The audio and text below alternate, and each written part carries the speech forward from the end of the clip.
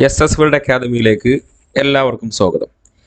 ഇന്ന് നമ്മളിവിടെ പ്രാക്ടീസ് ചെയ്യാൻ പോകുന്നത് HSA സോഷ്യൽ സയൻസിൻ്റെ ഒരു മോഡൽ ക്വസ്റ്റ്യൻ പേപ്പറാണ്. അപ്പോൾ എല്ലാവരും എക്സാമിനേഷന് വേണ്ടി തയ്യാറാവുക. നിങ്ങളുടെ കയ്യിൽ ബബിൾ ഷീറ്റ് ഉണ്ടെങ്കിൽ 100 മാർക്കിൻ്റെ ബബിൾ ഷീറ്റ് ഉണ്ടെങ്കിൽ അത് കയ്യിലെടുക്കുക, അല്ലെങ്കിൽ പേപ്പറും പെന്നും എടുത്തിട്ട് നിങ്ങളുടെ ഓപ്ഷൻസ് എന്ത് ചെയ്യുക, ക്വസ്റ്റ്യൻ നോക്കിയിട്ട് മാർക്ക് ചെയ്യുക. എന്നിട്ട് ഞാനതിൻ്റെ കറക്റ്റ് ആൻസർ പറയും. ഓക്കെ, എന്നിട്ട് ടോട്ടൽ എത്ര മാർക്ക് കിട്ടി, എത്ര നിങ്ങൾ അറ്റൻഡ് ചെയ്തു, അതേപോലെ എത്രയാണ് നെഗറ്റീവ് വന്നതെന്നുള്ളതൊക്കെ നിങ്ങളൊന്ന് ചെക്ക് ചെയ്യാം. പറ്റുന്ന ആളുകളെന്നുണ്ടെങ്കിൽ മാർക്ക് എന്ത് ചെയ്യുക, കമൻറ്റ് ചെയ്യാം. അപ്പോൾ കറക്റ്റ് ആ എക്സാമിൻ്റെ സീരിയസ്നെസ് തന്നെ എന്ത് ചെയ്യുക, നിങ്ങൾ ഇതിനെ സമീപിക്കുക. അപ്പോൾ പെട്ടെന്ന് ഞാൻ ക്വസ്റ്റ്യൻ പറഞ്ഞു പോകും. അപ്പോൾ നിങ്ങൾക്ക് ക്വസ്റ്റ്യൻ ചെയ്യാൻ സമയം വേണമെന്നുണ്ടെങ്കിൽ എന്ത് ചെയ്യാം, നിങ്ങൾക്കത് പോസ് ചെയ്യാവുന്നതാണ്.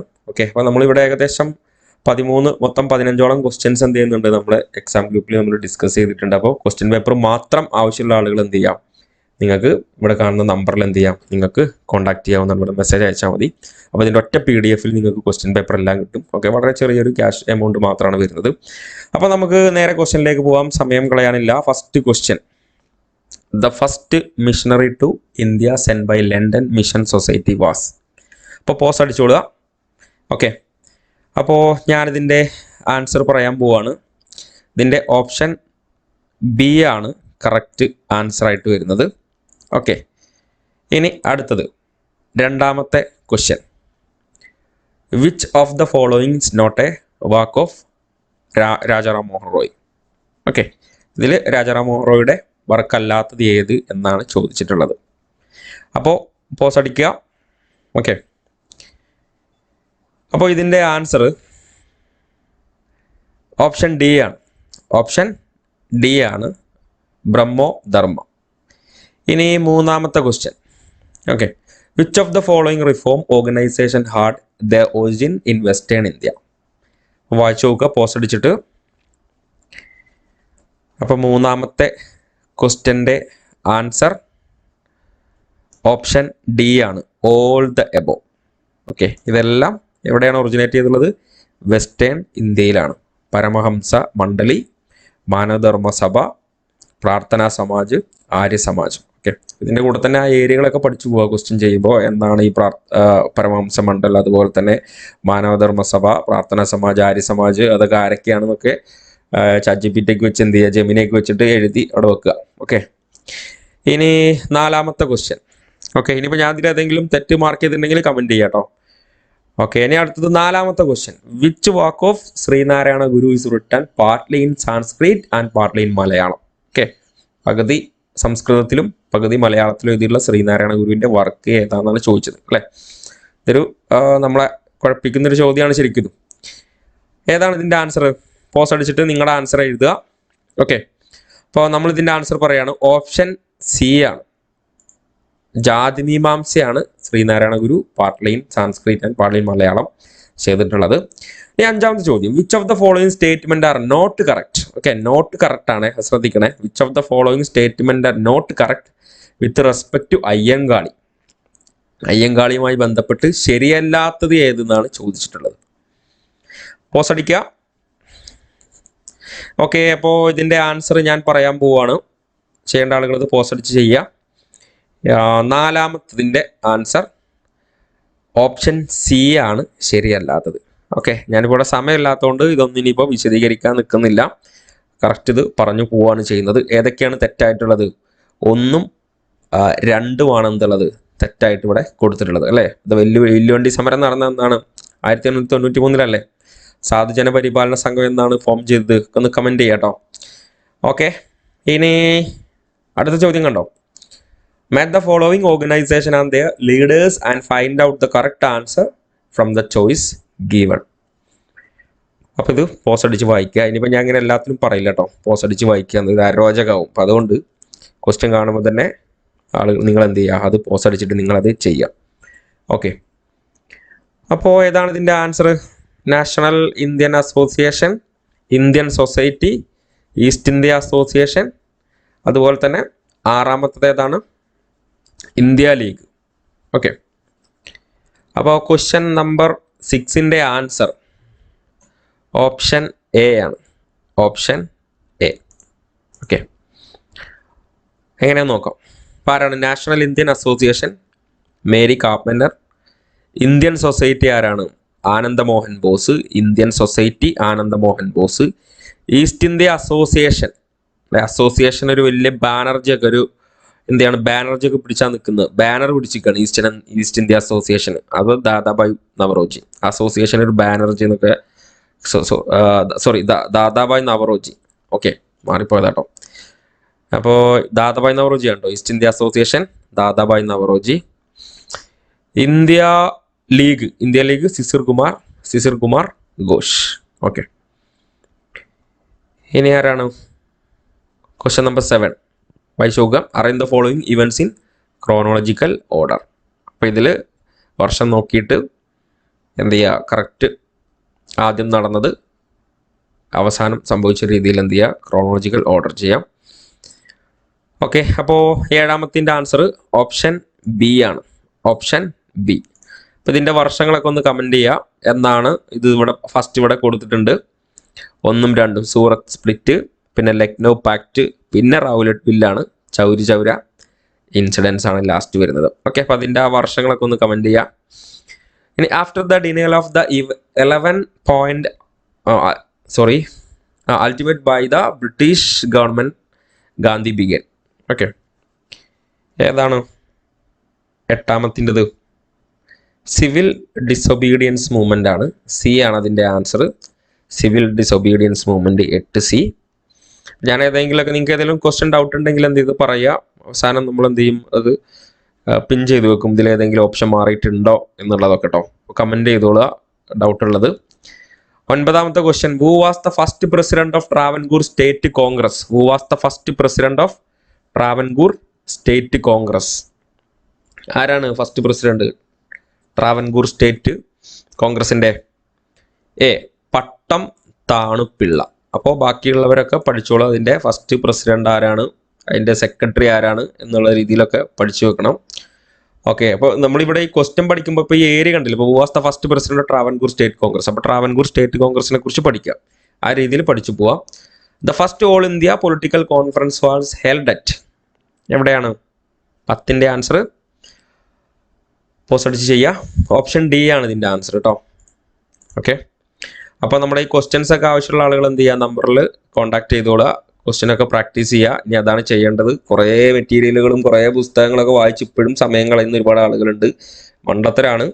ക്വസ്റ്റ്യൻ ചെയ്യുക, ആ ഏരിയകൾ പഠിക്കുക, ക്വസ്റ്റ്യൻ റിപ്പീറ്റ് ചെയ്യുക. ഓക്കെ, ഇനി കൊല്ലം ഇറ വാസ് സ്റ്റാർട്ടഡ് ഇൻ. എന്നാൽ കൊല്ലം ഇറ ഉണ്ടോ? Kollam era was started in. Simple ചോദ്യമല്ലേ? 11 ഓപ്ഷൻ എ ആണ്. ഓപ്ഷൻ എ ആണ് 825C. ഇനിയോ 12ാമത്തെ question. Which of the following statement are correct with respect to Dada Saheb Phalke award? കണ്ടോ, ദാദാ സാഹിബ് ഫാൽക്കെ അവാർഡ് എന്നൊരു ചോദ്യം വന്നിട്ടുണ്ട്. ഓക്കെ, നമ്മളെ ലാലേട്ടനുമായി കണക്ട് ചെയ്തൊന്നും ഓപ്ഷനിൽ പറയുന്നില്ല. ഓക്കെ, കാരണം അതിന് മുന്നേ നടന്ന എക്സാമാണ്. ഇതിപ്പോൾ നടന്ന എനിക്ക് തോന്നുന്നത് ലേറ്റസ്റ്റ് ഹിന്ദിയുടെ ക്വസ്റ്റ്യൻ ആണെന്ന് തോന്നുന്നുണ്ടോ, ഞാൻ മറന്നുപോയി. ഇപ്പോൾ ആദ്യത്തെ ക്വസ്റ്റ്യൻ ആണ് ഇവിടെ എടുത്തിട്ടുള്ളത്. Which of the following statement are correct with respect to Dadabhai Phalke award. അപ്പോൾ ഞാൻ ഇത് മൊത്തം ഒന്നും വായിച്ചു നോക്കാൻ നിൽക്കുന്നില്ല. നിങ്ങളത് പോസ് ചെയ്തിട്ട് വായിച്ച് വർക്കൗട്ട് ചെയ്യുക. ഞാനിതിൻ്റെ കറക്റ്റ് ആൻസർ പറയാൻ പോകുന്നു. ഇതിൽ ഏതൊക്കെയാണ് which of the following correct ആണ് കേട്ടോ. Statement are correct. ഏതാണ്? 12ാമത്തിൻ്റെ ഉത്തരം ഓപ്ഷൻ ബി ആണ്. ഓപ്ഷൻ ബി ആണ് ഇതിൽ കറക്റ്റ് ആയിട്ടുള്ളത്. 1ഉം 3ഉം 4ഉം ആണ്. ഓക്കെ, എന്നാണ് അവാർഡ്? ഇത് 1969 ഓക്കെ, എന്നുള്ള രീതിയിലൊക്കെ പഠിച്ചു നോക്കുക. പിന്നെ it is an annual award given by Das Phalke trust. ഇതാണ് ഇതിൽ തെറ്റായിട്ടുള്ളത്. ഓക്കെ, ഇനി അടുത്തത് 13ാമത്തെ question. In which year was the universal declaration of human right adopted by the UN? Okay, ഇതൊക്കെ ഒരു സിമ്പിൾ ചോദ്യമാണത് അല്ലേ. 13ാമത്തിൻ്റെ ഏതാണ്? എല്ലാവർക്കും അറിയാവുന്നതാണ്. 1948 ഓക്കെ, അപ്പോൾ നമ്മൾ സോഷ്യൽ സയൻസുകാർക്ക് ഇതിൽ നിന്നൊരു ചോദ്യം വരികയാണെങ്കിൽ universal declaration of human right കുറച്ച് ആഴത്തിലുള്ളൊരു ചോദ്യമായിരിക്കും ഉണ്ടാവും. അപ്പോൾ നമ്മൾ ആ രീതിയിൽ എന്ത് ചെയ്യാം, അത് നന്നായിട്ട് നോക്കുക. ഇനി 14ാമത്തത്. Which of the following statement are correct with respect to Shubhanshu Shukla? Okay, yes, ഏതൊക്കെയാണ് വായിച്ചു നോക്കുക. 14ാമത്തെ ആണ് കേട്ടോ. ശുഭാൻശു ശുക്ലയുമായി ബന്ധപ്പെട്ട് ശരിയായിട്ടുള്ളത് ഏതൊക്കെയാണെന്ന് നോക്കുക. കറക്റ്റ് സ്റ്റേറ്റ്മെന്റ് ആണ് ചോദിച്ചിട്ടുള്ളത്. അപ്പോൾ ഏതാണ് 15ാമത്തത്? 14 ഓപ്ഷൻ സി ആണ്. 1 4 1 2 4 ആണ് ശരിയായിട്ടുള്ളത്. 1 2 4. ഓക്കെ, അപ്പോൾ ഏതൊക്കെയാണ് ഇവിടെ? ഫസ്റ്റ് 1 2 4 ആണ് ശരിയായിട്ടുള്ളത്. വായിച്ചു നോക്കുക. Is the first Indian to visit the international space station. Is a group captain in the Indian air force. തെറ്റായിട്ടുള്ളത് ഏതാണ്? തെറ്റായിട്ടുള്ളത് മൂന്നാമതാണ്. Is a native of Madhya Pradesh. അതെവിടെയാണ്? ഇദ്ദേഹത്തിന്റെ സ്ഥലം എവിടെയാണെന്നുള്ളതൊന്ന് കമന്റ് ചെയ്യാം കേട്ടോ. ശുഭാൻഷു ശുക്ല, അദ്ദേഹം എവിടെയാണ്? അദ്ദേഹത്തിന്റെ നേറ്റീവ് പ്ലേസ് എവിടെ എന്നുള്ളത് കമന്റ് ചെയ്യുക, പഠിച്ചു വെക്കണം. ഓക്കെ, പിന്നെ is the second Indian ever to travel space. Okay, പിന്നെ നമുക്കിനി സുനിത വില്യംസുമായി ബന്ധപ്പെട്ടുള്ള ചോദ്യങ്ങളൊക്കെ നമുക്ക് പ്രതീക്ഷിക്കാവുന്നതാണ് കേട്ടോ. അതേപോലെ തന്നെ പഹൽഗാം അറ്റാക്ക് ഒക്കെ എന്ത് ചെയ്യാം? സെർച്ച് ചെയ്ത് വെക്കുക. ചോദ്യങ്ങൾ ആ ഭാഗത്ത് നിന്നൊക്കെ വരാം, കറണ്ട് അഫേഴ്സ് ആയിട്ട്. So who is the air chief marshal of India? അടുത്ത ചോദ്യം കണ്ടോ? Who is the air chief marshal of India? അടുത്തൊരു കറണ്ട് അഫെയർ ആണ്. ഇപ്പൊ 2 കറണ്ട് അഫെയർ ക്വസ്റ്റ്യൻസ് ഇവിടെ നമുക്ക് കാണാൻ പറ്റും. Who is the air chief marshal of India? 15ൻ്റെത് ഏതാണ്? 15ൻ്റെത് എ പി സിംഗ് ആണ് നമ്മുടെ current air chief marshal. So 16ാമത്തെ question, how does the historical evolution of the subject influence is modern curriculum relevance? വായിച്ചെടുത്ത് ചെയ്യുക. ഈ കൂടുതൽ എക്സ്പ്ലനേഷൻ നിൽക്കുന്നില്ല, ഞാനിതിൻ്റെ ആൻസർ പറയാണ്. 16ാമത്തേൻ്റെ അത് സി ആണ്. ഓക്കെ, 16 ഏതാണ്? സി ആണ് answer. It provide a foundation for understanding the subject current significance and teaching strategy. How does historical evolution of subject influence is modern curriculum relevance? ഇനി 17ാമത്തെ question, what is the major objective of curriculum reform like NCF and KCF? ഏതാണ്? Pause അടിച്ച് ചെയ്യുക. ഞാൻ answer പറയാൻ പോവുകയാണ്. 17ൻ്റെ answer option B, to align education with learner needs and 21st century skills. Okay, ഇനി 18ാമത്തത്, which of the following is the evolving role of a teacher in today's education system? ഏതാണ്? ഇത് നമുക്കൊന്ന് കോമൺ സെൻസ് വെച്ച് കണ്ടെത്താൻ പറ്റിയൊരു ഉത്തരവാണിത്. 18ാമത്തത് 18 ഏതാണ്? 18 option C ആണ്, reflective practitioner. Okay, reflective. Yes, which of the following is the evolving role of teacher in today's education system. പിന്നെ 19ാമത്തത്, a teacher recurring difficulties faced by students in understanding a topic implements small change in strategy. Which professional practice does this represent? ഏതാണ് ഇതുമായി ബന്ധപ്പെട്ടത്? 19 simple ആണ്, action research ആണ്. Action research. Okay, അപ്പോൾ ചിലപ്പോൾ ഈ ആക്ഷൻ റിസർച്ചൊക്കെ ബന്ധപ്പെട്ടുള്ള ചോദ്യങ്ങളൊക്കെ ഓപ്ഷനിൽ ആക്ഷൻ റിസർച്ച് ഉണ്ടെങ്കിൽ അതായിരിക്കും എൻ്റെ ഉത്തരം. അത് വിചാരിച്ച് ഇനിയുള്ള പരീക്ഷയ്ക്ക് അത് പോയി ചെയ്യരുത്. ഓക്കെ, കാരണം ആക്ഷൻ റിസർച്ച് ഒരു ക്വസ്റ്റ്യൻ നമ്മൾ നോക്കുമ്പോൾ ഓപ്ഷനിൽ അതുണ്ടോ അതായിരിക്കും. അപ്പോൾ ഇത് നോക്കുക, teacher recurring difficulties faced by students in understanding a topic and implement small change in strategy. Which professional practice does this represent? 20ാമത്തെ ചോദ്യം നോക്കിക്കൂടാ. A teacher includes role play, music, drawing, group of work in a single lesson. What is the approach primarily based on? ഏതാണ് ഇതിൻ്റെ answer? ഏതാണ്? 20 C ആണ്, Gardner theory of multiple intelligence ആണ്. Gardner theory of multiple intelligence ആണ്. അപ്പോൾ നിങ്ങൾ നോക്കുക, questions എല്ലാം ഇവിടെ മേഖലകളിൽ നിന്ന് വന്നിട്ടുണ്ട്. പാർട്ട് എയിൽ 20 മാർക്കിൻ്റെ ചോദ്യം. Teacher include role play, music, drawing, group work in a single lesson. അവിടെ ഏതാണ് ഉപയോഗിക്കുന്നത്?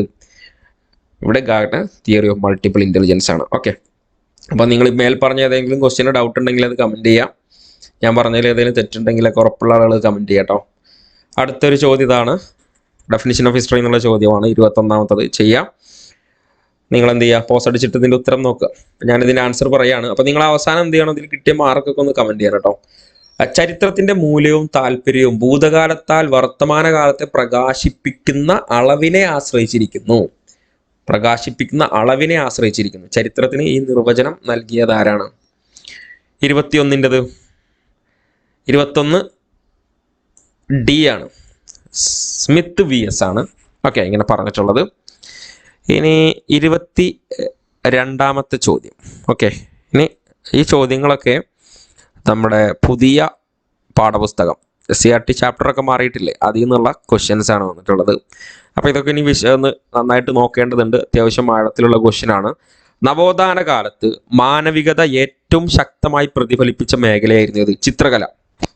ഇതുമായി ബന്ധപ്പെട്ട് ശരിയായ പ്രസ്താവനകൾ ഏതെല്ലാം? ശരിക്കും ആ ഒരു നവോത്ഥാന കാലത്തുണ്ടായിട്ടുള്ള ചിത്രകല, അതുപോലെ തന്നെ സംഗീതം, ഇങ്ങനെയുള്ള ഒരുപാട് മേഖലകളൊക്കെ നമ്മൾ പഴയ പുസ്തകങ്ങൾ പഠിച്ചിട്ടുണ്ടായിരുന്നു കഴിഞ്ഞ CRT പുസ്തകത്തിൽ. ഇപ്പൊ ഇവിടെ ഇങ്ങനെയുള്ള ഈ കലാപരമായിട്ടുള്ള സൃഷ്ടികളൊക്കെ ബന്ധപ്പെടുത്തിക്കൊണ്ട് ഒരുപാട് കാര്യങ്ങൾ ഡീറ്റെയിൽ ആയിട്ട് ഇപ്പോൾ പുതിയ പുസ്തകത്തിൽ പറയുന്നുണ്ട്. അപ്പൊ ഇതിന്റെ ആൻസർ ഏതാണ്? ശരിയായിട്ടുള്ളത് ഏതാണ്? നവോത്ഥാന കാലത്തെ മാനവികത ഏറ്റവും ശക്തമായി പ്രതിഫലിക്കുന്ന മേഖലയാണ് ചിത്രകല. അപ്പൊ ഇതുമായി ബന്ധപ്പെട്ട് ശരിയായ പ്രസ്താവനകൾ വായിച്ചു നോക്കുക, പ്രസ്താവനകൾ. എന്നിട്ട് നിങ്ങളുടെ ഓപ്ഷൻ ഏതാണ് എന്നുള്ളത് അവിടെ എഴുതി വെക്കുക. ഓക്കെ, അപ്പോൾ ഞാനിവിടെ ഇതിൻ്റെ ആൻസർ പറയാൻ പോവാണ്. ഇതിൻ്റെ ആൻസർ 22ൻ്റെ ആൻസർ ഏതാണ്? ഒന്നുകൂടി ചെറുതാക്കട്ടെ അതിൻ്റെ വിൻഡോ. ഓക്കെ, സ്റ്റേറ്റ്മെൻ്റ് ആയതുകൊണ്ട് അത്യാവശ്യം കാര്യങ്ങൾ ഇനി ഉണ്ടാവും, ഒരൊറ്റ ക്വസ്റ്റ്യൻ തന്നെ. ഓക്കെ, അപ്പോൾ 22ാമത്തെ ക്വസ്റ്റ്യൻ്റെ ആൻസർ D ആണ്. 1ഉം 2ഉം ആണ് ഇവിടെ ശരിയായിട്ടുള്ളത്. 1ഉം 2ഉം ശരി എന്ന് പറയുമ്പോൾ ഗ്രീക്കോ റോമൻ സ്വാധീനം ആദ്യം പ്രകടമായത് ജിയോട്ടോയുടെ ചിത്രങ്ങളിലാണ്. അപ്പോൾ ഗ്രീക്കോ റോമൻ സ്വാധീനം ആദ്യം പ്രകടമായത് ആരുടെ ചിത്രങ്ങളിലാണ്? ജിയോട്ടോ. അപ്പോൾ അത് ശരിയായിട്ടുള്ള കാര്യമാണ്. ഇനി മസാച്ചോ ഇവിടെ പറഞ്ഞിട്ടുണ്ട്, അപ്പോൾ അത് ശരിയാണ് കേട്ടോ. നമുക്കറിയാം മസാച്ചോയിന്റെ ചുമർ ചിത്രങ്ങൾ വൃത്താകാരത്തിലുള്ളവയും പ്രതലത്തിൽ നിന്നും പുറത്തേക്ക് തള്ളി നിൽക്കുന്നതായി തോന്നുകയുമായിരുന്നു. അപ്പൊ നിങ്ങൾ ഈ ചോദ്യമൊക്കെ നോക്കുക, അത്യാവശ്യം ആഴത്തിലുള്ള ചോദ്യങ്ങളാണ്. മസാച്ചോ എന്ന് പറയുന്ന ചിത്രകാരന്റെ ചിത്രത്തിന്റെ പ്രത്യേകതയാണ്. മസാച്ചോയുടെ ചുമർ ചിത്രങ്ങൾ വൃത്താകാരത്തിലുള്ളതും പ്രതലത്തിൽ പുറത്തേക്ക് തള്ളി നിൽക്കുന്നതുമുള്ള തോന്നിയിരുന്ന ചിത്രങ്ങളാണ്. ഇനി ഇവിടെ അടുത്ത് നമുക്ക് തെറ്റായിട്ട് പറഞ്ഞിട്ടുള്ള ഏതായിരുന്നു? ഇപ്പൊ ദൈനംദിന ജീവിതാനുഭവങ്ങൾ പേറുന്ന മനുഷ്യരൂപങ്ങളെ തന്മയത്വത്തോടെ ചിത്രീകരിച്ചത് റാഫേൽ അല്ല, ആരാണ്? മസാച്ചോ ആണ് കേട്ടോ, മസാച്ചോ. അപ്പൊ അങ്ങോട്ടേക്കാണ്, അവിടെയാണ് അത് വരിക. അപ്പോൾ നമ്മളിവിടെ പറഞ്ഞു, ഓക്കെ, ദൈനംദിന ജീവിതാനുഭവങ്ങൾ പേറുന്ന മനുഷ്യരൂപങ്ങളെ തന്മയത്വത്തോടെ ചിത്രീകരിച്ചത് ആരാണ്? മസാച്ചോ ആണ്. ആരാണ്? മസാച്ചോ. ഓക്കെ, എന്നാൽ ഇവിടെ മനുഷ്യരെ വിവേകികളും മിതവാദികളും അന്തസ്സുള്ളവരുമായി ചിത്രീകരിച്ച ആളാണ് ആര്? റാഫേലാണ്. അപ്പൊ ഇതൊരു കട്ടി ചോദ്യമാണ്. ഓക്കെ, CRT ട്യൂഷനോ അല്ലെങ്കിൽ ക്ലാസ്സുകളൊക്കെ എടുക്കുന്ന ആളുകളെ സംബന്ധിച്ചിടത്തോളം ഈസി ആയിട്ടായിരിക്കും. പുതിയ പുസ്തകം കേട്ടോ, എന്നാലും ഇത് ബുദ്ധിമുട്ട് ക്വസ്റ്റ്യൻ തന്നെയാണ്. ഓക്കെ, അടുത്തത് 23ാമത്തെ ക്വസ്റ്റ്യൻ. വാസ്തുവിദ്യാ രംഗത്ത് ബ്രൂണലസ്കിയുടെ പ്രാചീന ഗ്രേക്കോ റോമൻ ശൈലിയുടെ സ്വാധീനത്തിനുള്ള ഒരു ഉത്തമ ഉദാഹരണം. ചോദ്യം നോക്കുക. വാസ്തുവിദ്യാ രംഗത്ത് ബ്രൂണലസ്കി അദ്ദേഹം പ്രധാനപ്പെട്ട ഒരു വാസ്തുവിദ്വാനായിരുന്നു. അപ്പൊ ചോദ്യം എന്താണ്? വാസ്തുവിദ്യാ രംഗത്ത് ഈ ബ്രൂണലസ്കിയുടെ പ്രാചീന ഗ്രേക്കോ റോമൻ ക്ലാസിക്കൽ ശൈലിയുടെ സ്വാധീനത്തിലുള്ള ഒരു ഉത്തമ ഉദാഹരണം ഏതാണെന്നാണ്. അപ്പൊ അതിന്റെ ചിത്രം വരെ ടെക്സ്റ്റ് ബുക്കിൽ കൊടുത്തിട്ടുണ്ട്, പുതിയ ടെക്സ്റ്റ് ബുക്കിൽ. അപ്പൊ പോസ് അടിച്ചിട്ട് ചെയ്യുക. 23ന്റെ ആൻസർ ഏതാണ്? 23ന്റെ ആൻസർ ഓപ്ഷൻ C ആണ്. Option C, saint Peter's basilica. Saint Peter's ബസലിക്കയാണ് അതിനുള്ളൊരു ഉദാഹരണം. ഓക്കെ, അപ്പൊ നിങ്ങൾക്ക് ഇനി ഏതെങ്കിലും ഡൗട്ട് ഉണ്ടെങ്കിൽ അത് കമന്റ് ചെയ്യാം കേട്ടോ. അടുത്ത ചോദ്യം കണ്ടോ? അടുത്ത ചോദ്യം പറഞ്ഞ പോലെ തന്നെ കുറച്ചുകൂടി ഡീപ്പായിട്ടാണ് ക്വസ്റ്റ്യൻ വന്നിട്ടുള്ളത്. നവോത്ഥാന കാലത്തെ സാഹിത്യകാരന്മാർ കൃതികൾ എന്നിവയുമായി ബന്ധപ്പെട്ട് ശരിയായ ജോഡികൾ ഏതെല്ലാം എന്നാണ് ചോദിച്ചിട്ടുള്ളത്. അപ്പൊ ഇവിടെ കൊടുത്തിട്ടുള്ള ശരിയായ ജോഡികളാണ്. 5 സാഹിത്യകാരന്മാരും അവരുടെ കൃതികളും കൊടുത്തിട്ടുണ്ട്. ശരിയായത് ഏതൊക്കെയാണ് നമുക്ക് നോക്കേണ്ടത്. ഓക്കെ, ഇവിടെ ശരിയായ ജോഡികളല്ല, ശരിക്കും ഇവിടെ ക്വസ്റ്റ്യൻ അത് തെറ്റിപ്പോയതാണ്. അത് എന്താ ചെയ്യേണ്ടത്? ചേരുമ്പടി ചേർക്കുക എന്നുള്ള കേട്ടോ. ഓക്കെ, ചേരുമ്പടി ചേർക്കാനാണ്, അല്ലാതെ അവിടെ എന്തല്ല ജോഡിയാക്കാനല്ല. ഓക്കെ, അപ്പൊ നിങ്ങൾ എന്ത് ചെയ്യുമോ? കണക്ട് ചെയ്യാം. ഇത് നോക്കിയിട്ട് ഇതിൽ കറക്റ്റ് കോഡ് ഏതാന്ന് നോക്കുക. 24 പോസ് അടിച്ചിട്ട് ചെയ്യുക. അപ്പൊ ഞാനിവിടെ ആൻസർ പറയാൻ പോവാണ്. 24ന്റെ ആൻസർ ഓപ്ഷൻ B ആണ്. ഓപ്ഷൻ B ആണ് 24ന്റെ ആൻസർ. നമുക്ക് നോക്കാം ആരാണ്? ഇറാസ്മസ് ആരാണ്? In praise of folly. Erasmus. ഈ ഇറാസ്മസ് എന്നുള്ള പേര് തന്നെ ഒരു കണക്ഷൻ ഇല്ലേ? In praise of folly, praise, Eras praise എന്നൊക്കെ പറഞ്ഞാൽ ഞാനിത് കണക്ട് ചെയ്യുന്നത്. In praise of folly. ഇനി ജെഫ്രി ചോസറിന്റെ കാൻഡർബറി കഥകൾ. ജെഫ്രി ചോസർ കാൻഡർബറി കഥകളാണ്. ഇനി തോമസ് മൂർ ഏതാണ്? തോമസ് മൂർ നമുക്കറിയാം ഉട്ടോപ്പിയാണ്. തോമസ് മൂറിൻ്റെത് ഉട്ടോപ്പിയാണ്. ഇനി മിഖോയൽ ഡെ സെർവാന്തയുടെ ഏതാണ്? ഡോൺ കിക്സോട്ടാണ്. ഡോൺ കിക്ഹോട്ട്. ഓക്കെ, കിഹോട്ട്. ഇനി ഫ്രാൻസോൽ റാബലയുടെ ഏതാണ്? ഗാൻഗോയ് പാൻഡഗ്രലോ ആണ്. 5 D ആണ്. അപ്പൊ നമ്മളെ 24ൻ്റെത് B ആണ് ആൻസർ. അടുത്ത ചോദ്യം കണ്ടോ? 25. ഓക്കെ, പറഞ്ഞ പോലെ ഇനി കൂടുതൽ വിശദീകരിക്കണില്ല, നിങ്ങൾ തന്നെ അത് വായിച്ചു നോക്കാം. ഫ്രഞ്ച് ജനതയെ നിർണായകമായി സ്വാധീനിച്ച ആശയങ്ങളുമായി ബന്ധപ്പെട്ട് ശരിയായ പ്രസ്താവനകൾ ഏതെല്ലാമെന്നാണ് ചോദിച്ചിട്ടുള്ളത്. അപ്പോൾ അത് വായിച്ചിട്ട് അതിൽ ശരിയായത് ഏതാണെന്ന് പറയണം. ഓക്കെ, ഇപ്പോൾ പോസ് അടിച്ച് ചെയ്യാം. ഞാനതിൻ്റെ ആൻസർ പറയാൻ പോവാണ്. അതിന് മുമ്പ് ചെയ്യേണ്ട ഒരു പോസ് അടിച്ചിട്ട് ആൻസർ ചെയ്യുക. ഓക്കെ, അപ്പോൾ 25ൻ്റെ ഉത്തരം ഓപ്ഷൻ സി ആണ്. ഓപ്ഷൻ സി ആണ് ഇത് 25ാമത്തതിൻ്റെ ആൻസർ വരുന്നത്. ഓക്കെ, ഏതൊക്കെയാണ്? ഇപ്പം ഇവിടെ തെറ്റായിട്ടുള്ളത് വോൾട്ടേറിൻ്റെ വിഖ്യാത കൃതിയായ ടു സിറ്റീസ് ഓഫ് ഗവൺമെൻറ് രാജാവിന് ദൈവദത്താവകാശത്തെയും സ്വച്ഛാധിപത്യവും നിരാകരിച്ചു എന്നുള്ളതാണ് ഇവിടെ തെറ്റായിട്ടുള്ളത്. ഓക്കെ, ഇത് എനിക്ക് തോന്നുന്നു ജോൺ ലോക്ക് ആണ് കേട്ടോ. ഒന്ന് കൺഫേം ചെയ്തിട്ട് പറയാം. ജോൺ ലോക്കാണ് ഇവിടെ സാധ്യത. ടു സിറ്റീസ് ഓഫ് ഗവൺമെൻറ് എന്നുള്ളത് ഒന്ന് കമൻറ്റ് ചെയ്യാം. ഇനി ടാർഗോ നെക്കർ തുടങ്ങിയ ഫിസിയോക്രാറ്റുകൾ എന്നറിയപ്പെടുന്ന സാമ്പത്തിക വിദഗ്ധരും ഫ്രഞ്ച് ജനതയെ സ്വാധീനിച്ചിരുന്നു. അത് ശരിയാണ്. നല്ല നിയമം നല്ല പൗരരെ സൃഷ്ടിക്കുന്നു എന്ന റൂസോയുടെ ആശയങ്ങൾ ഫ്രഞ്ച് ജനതയെ സ്വാധീനിച്ചു. അപ്പോൾ ഇവിടെ 2ഉം 3ഉം ആണ് എന്തുള്ളത് ശരിയായിട്ടുള്ളത്, 1ആണ് തെറ്റായിട്ടുള്ളത്. ഇനി അടുത്ത് കണ്ടോ 26ാമത്തെ ക്വസ്റ്റ്യൻ. നെപ്പോളിയന്റെ പരാജയത്തിനു ശേഷം യൂറോപ്പിലെ രാജ്യങ്ങൾ 1815 ഓസ്ട്രിയയിലെ വിയന്നയിൽ യോഗം ചേർന്ന് ചില സുപ്രധാന തീരുമാനങ്ങൾ കൈക്കൊണ്ടു. അപ്പോൾ വിയന്ന സമ്മേളനത്തിന്റെ പ്രധാന തീരുമാനങ്ങളുമായി ബന്ധപ്പെട്ട് ശരിയായ പ്രസ്താവനകൾ ഏതെല്ലാം എന്നാണ് ചോദ്യം. ആഴത്തിലുള്ള ക്വസ്റ്റ്യൻസ് ആണ്. അപ്പം നോക്കുക, വായിച്ചു നോക്കിയിട്ട് ശരിയായത് ഏതൊക്കെയാണെന്ന് നോക്കുക. അപ്പോൾ 26ാമത്തിൻ്റെ ആൻസർ ഞാൻ പറയുകയാണ്. അപ്പോൾ വേണ്ടതിൽ പോസ്റ്റ് അടിച്ച് ചെയ്യുക. 26ൻ്റെ ആൻസർ ഓപ്ഷൻ എ ആണ്. 1ഉം 3ഉം 4ഉം ആണ് 26ൻ്റെ ആൻസർ. 1 യൂറോപ്പിലെ രാജ്യങ്ങൾ ഫ്രഞ്ച് വിപ്ലവത്തിന് മുമ്പുള്ള രാജഭരണം പുനഃസ്ഥാപിക്കുക, അതായിരുന്നൊരു അവർ മുന്നോട്ട് വെച്ച തീരുമാനങ്ങളിൽ 1. പിന്നെന്താണ് 2 തെറ്റാന്ന് പറഞ്ഞു. എന്താണ് തെറ്റാവാൻ കാരണം? ഫ്രാൻസിൽ ബൂർബൻ രാജഭരണം അവസാനിപ്പിക്കുക എന്നുള്ളതല്ല, ബൂർബൻ രാജഭരണം തുടങ്ങുക എന്നുള്ളതായിരുന്നു. ഇനിയോ ബ്രിട്ടന്റെ നാവിക മേധാവിത്വവും റഷ്യയുടെ കിഴക്കൻ യൂറോപ്പിലെ ആധിപത്യവും അംഗീകരിക്കുക. ശരിയാണ്. മധ്യ യൂറോപ്പിൽ ഓസ്ട്രിയയുടെ മേധാവിത്വം അംഗീകരിക്കുക. ഓക്കെ, അടുത്തത് 27ാമത്തെ ക്വസ്റ്റ്യൻ ആണ്. എന്ത് ചെയ്യണം? ശിലായുഗ കേന്ദ്രങ്ങളും അവ സ്ഥിതി ചെയ്യുന്ന രാജ്യങ്ങളുമായി ബന്ധപ്പെട്ട് ശരിയായ ജോഡികൾ ഏതെല്ലാം എന്നാണ് ചോദിച്ചിട്ടുള്ളത്. ഓക്കെ, പോസ് അടിച്ചിട്ട് ശരിയായ ജോഡികൾ കണ്ടെത്തുക. അപ്പോൾ 27ാമത്തിൻ്റെ ആൻസർ ഏതാണ്?